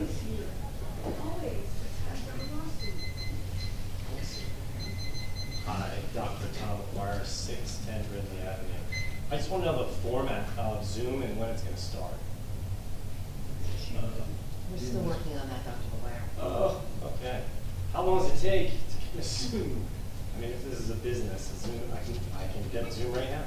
Why is it taking so long? Because we have to figure out how to work the owl camera along with the Zoom. There's a lot to coordinate here. Don't have the owl yet. Principally, we don't have the principal technological device that we use. How long? It's ordered. It's ordered. So how's the format going to work when we do it? Like, is it going to be on? Again, I have to have somebody come in and basically show me and somebody else how to hook all this up. So when the owl, so we ordered the owl device, which I don't know if it's appropriate that I say the name of the device in public. Yeah, we're not You told us about Yeah. it months ago. Yeah, so it's the owl. When it comes in, we have to hire a company, which we already have ready to come in when the device is delivered. They have to come in, set it up, and then do a tutorial for us to know how to operate it and do the actual setups, have it set up with our IP addresses. We have to secure the footage and be able to store it and keep it as a government record as well. So there's a little bit more to it. So it's more or Well, less. just because it seems as simple, because we do YouTube. Yep. And it's. And YouTube is actually automatically set up. They create a link and that's the way it goes. But once you do the owl, you have another mechanism that's It allows people from outside the room to be almost here. And that's the really trick. I mean, basically, it's going to look like a 2-liter soda bottle with it looks like an owl. And then it's got a camera on top that you can directionally locate who's speaking, and it will have to, like, if someone yells out in the back, it'll zoom to them with the camera, the panoramic camera. If you want an example of how it's going to look like, Fairhaven already uses it. So if you go to Fairhaven's meeting, they have a meeting on the 27th, is the next one, we had one last night.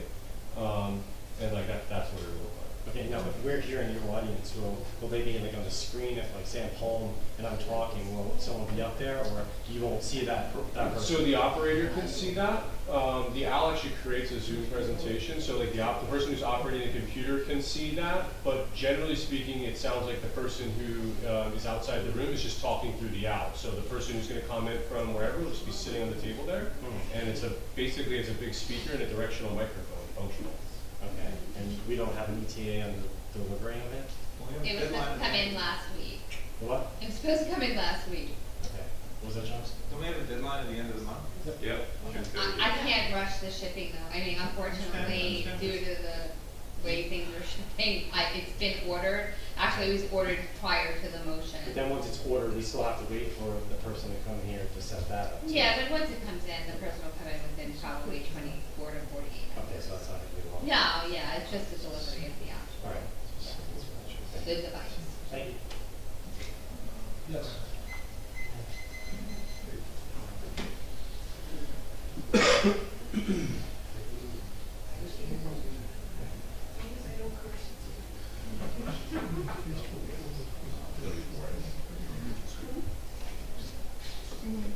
Nancy Meadow, Ocean Park condominiums. I have not moved in the last 2 hours.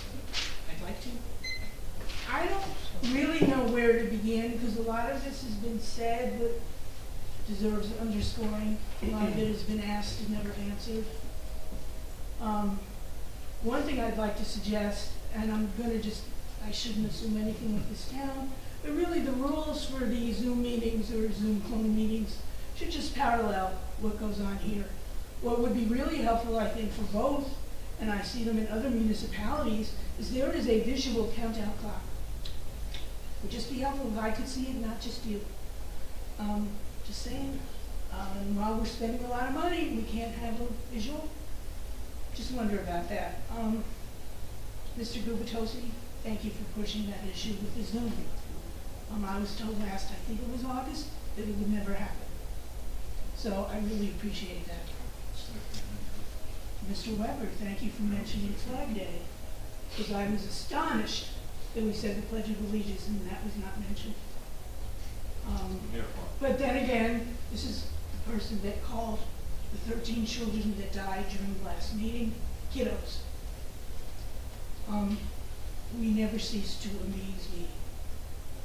I think it's great that you put in that electric bike or electric transportation part, but it's no good without enforcement, and I don't know how that's going to happen.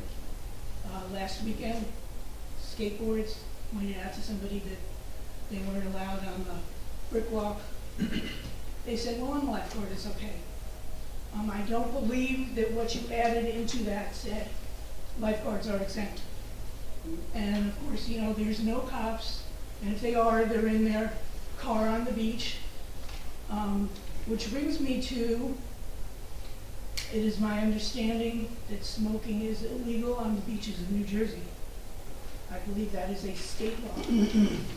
So, you know, we have these signs that say we are proud to be a smoke-free beach. I believe the ordinance includes e-cigarettes. I don't think it includes pot. We're just getting into more trouble every day on the beach. I was there today. I don't know how we survive.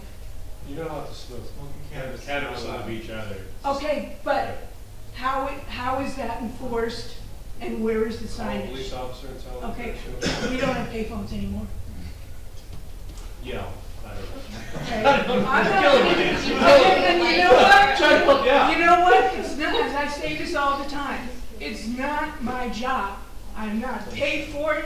I don't get the medical benefits, and I don't get the pension. But I could get killed for pointing out and being that little tattletale. So think about that.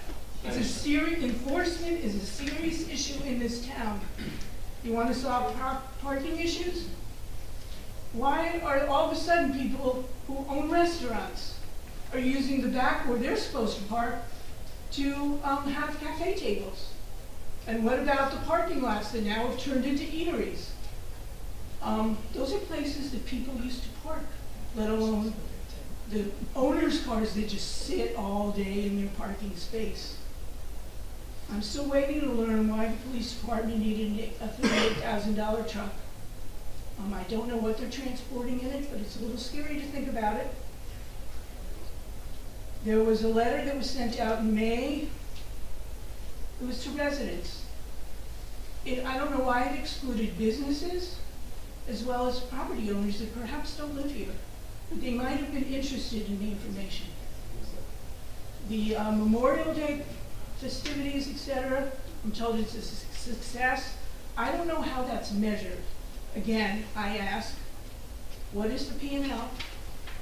What did it cost us in security? What did it cost us in sanitation? These things don't come free.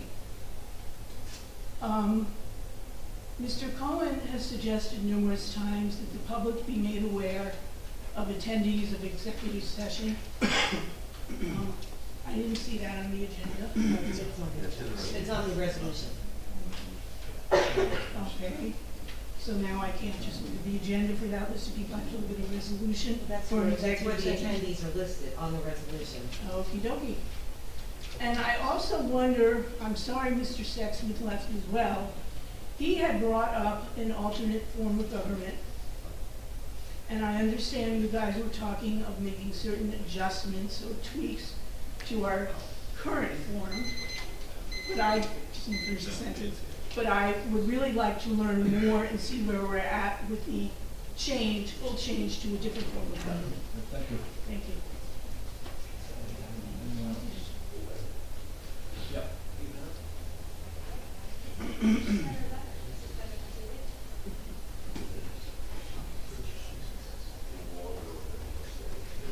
Lauren Egbert, 404.5 Brimley Avenue. I have I hope to be extremely brief at the end of the night, especially since it's Order in the back, Mr. Mayor. My first question is, there's a set of numbers regarding the church on Lorraine Avenue that I'm really anxious to know about. And that's the number that it will take to keep that building from further deteriorating. You know, it's my fear that we're getting to the point where we're going to make a passive decision, not an active decision. I understand getting the heat on by the time we get our first frost is absolutely essential. We already paid for the specs, right? It went out to bid. It went out to bid. They have bid bids received, and it's under attorney review right now. The numbers are a little over 200,000. Thank you, thank you. The second thing I'd like to say is I am looking forward to the meeting on Thursday. I again would request that there be at least one town hall meeting with at least 2 weeks' notice to the public, and at an hour that would be convenient for people to get there. And also that relevant professionals be there. Every meeting that we've had, every town hall meeting that we've had, I think that the longest notice was 5 days, then there were 2 in 1 week, and I think we truly need meaningful participation. I would also ask everyone to take a look at the actual spread of numbers. That was not on the front page of the website. That was under borough and then projects, and then it says adaptive. Mayor, could you remind me of the name of that file? Can anyone? The There's only 2 adaptive files. study. Yeah, there's 2 files. But you'll see it there, and if you go through it, there's a, I have to sort of, I absolutely share the sentiment that was expressed earlier, that we seem to spend a lot of money on consultants and process, and sometimes do not take advantage of the expertise that we have in the room and that we have in the town.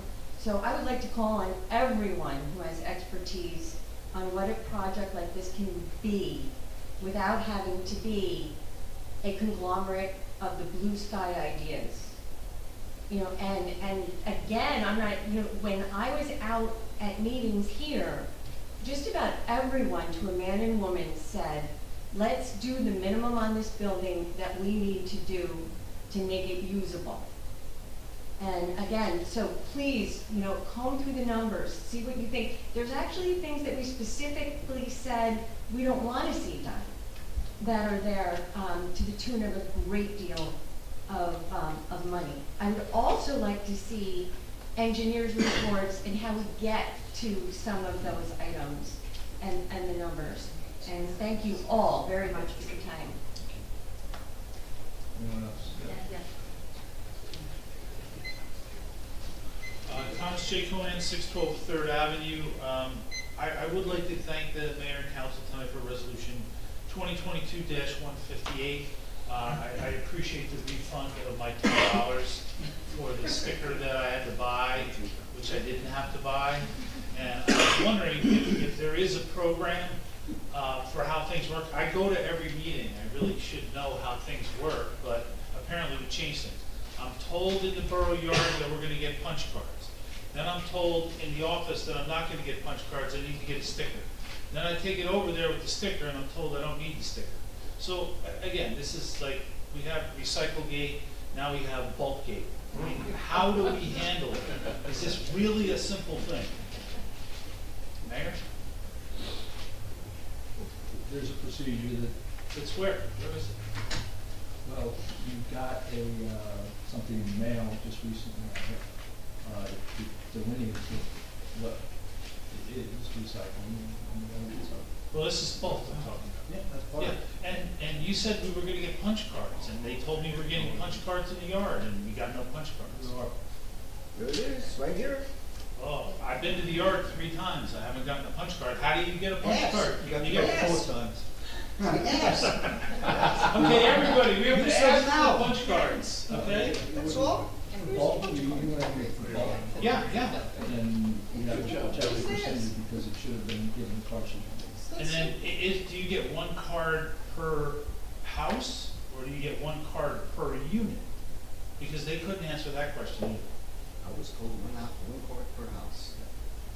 Okay, so, but if a house has 2 units, then do you get 2 cards? Each unit gets a Oh, great, so is that the way it's gonna work? I mean, can I clarify it? That's them. What do you want to clarify? I wanna clarify how you get the card, You go to and the- how you go to many the yard. cards. I go to the yard. Right. And they're keeping the book on who gets the cards. Correct. Okay, great. Could we put that on the website, let people know that they can do that? Yep, but you also got it in the mail, a blue sheet that explained that. Thank you, Mayor.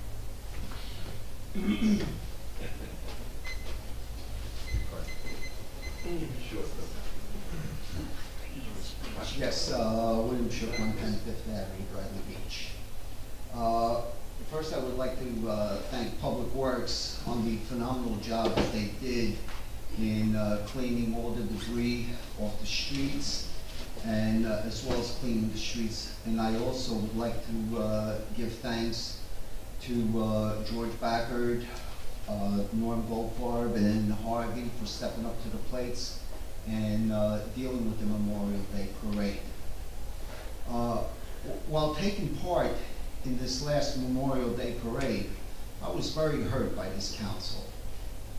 You know, it was a disgrace on this council's action not to show unity on Memorial Day. This day is a remembrance of those that gave their lives for your freedom of choice, and your freedom of speech, which you all love to take advantage of. This was a day to show unity within the town as it has always done in the past. Why was the council not walking with the mayor and borough administrator? Why were you not with all the other dignitaries showing unity? I chose to show as unity with the fire department. Excuse me, I have the floor. You do. I have the floor. As your names were honored, mentioned, where were you guys? You weren't even always around. It was, personally to me, you were showing a political issue, a stance that you wanted to do. Memorial Day is not a political issue. It's a day to remember those that passed away in giving you your freedoms that you try to use up here. You know, do you go to a funeral home discussing politics? Probably, yeah, knowing you guys. Where do you go and what do you do? Excuse me. You got something to say? Come on. Say it over here. I am being professional. You know? As a recipient of several commendation medals with Oak Leaf clusters awarded me for many of my battles that I was engaged in, being an individual veteran that was invited to the White House by a great president, President Obama, receiving the presidential citation, seeing many of my fellow brothers dying in Vietnam to preserve this great freedom for you and others. All I can say is that you disgraced this town in the actions that you had taken. I hope that all those families that lost their loved ones protecting the freedom for all remember your actions on Memorial Day when it comes time for election.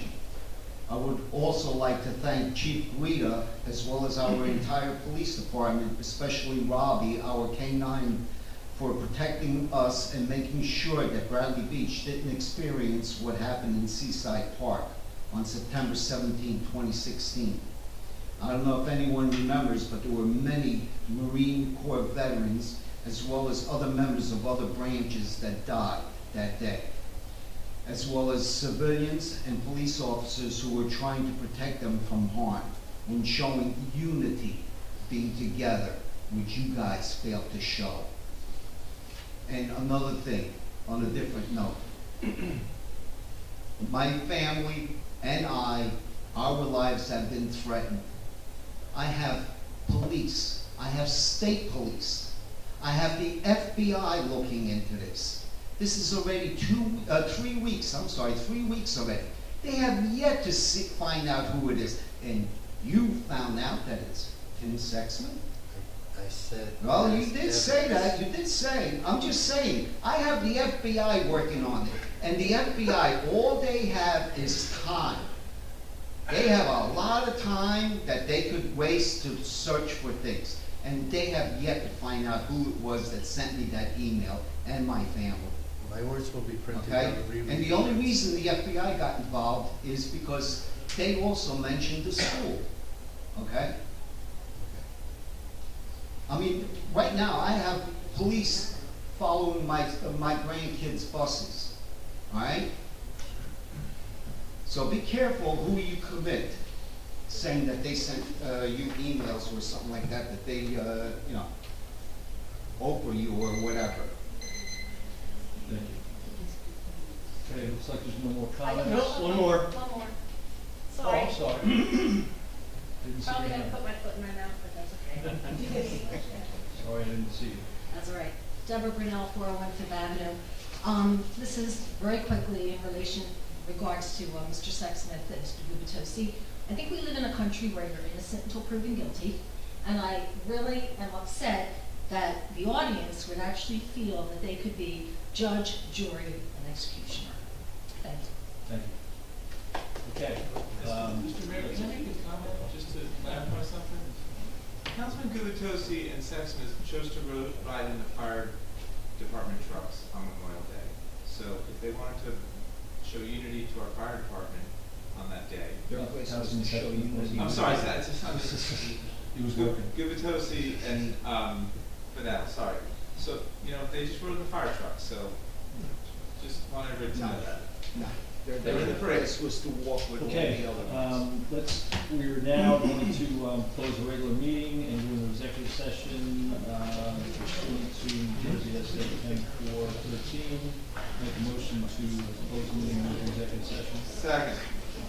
Mr. Brunel? Yes. Mr. Tosi? Yes. Mr. Sexton absent. Mr. Weber? Yes. Mayor Fox?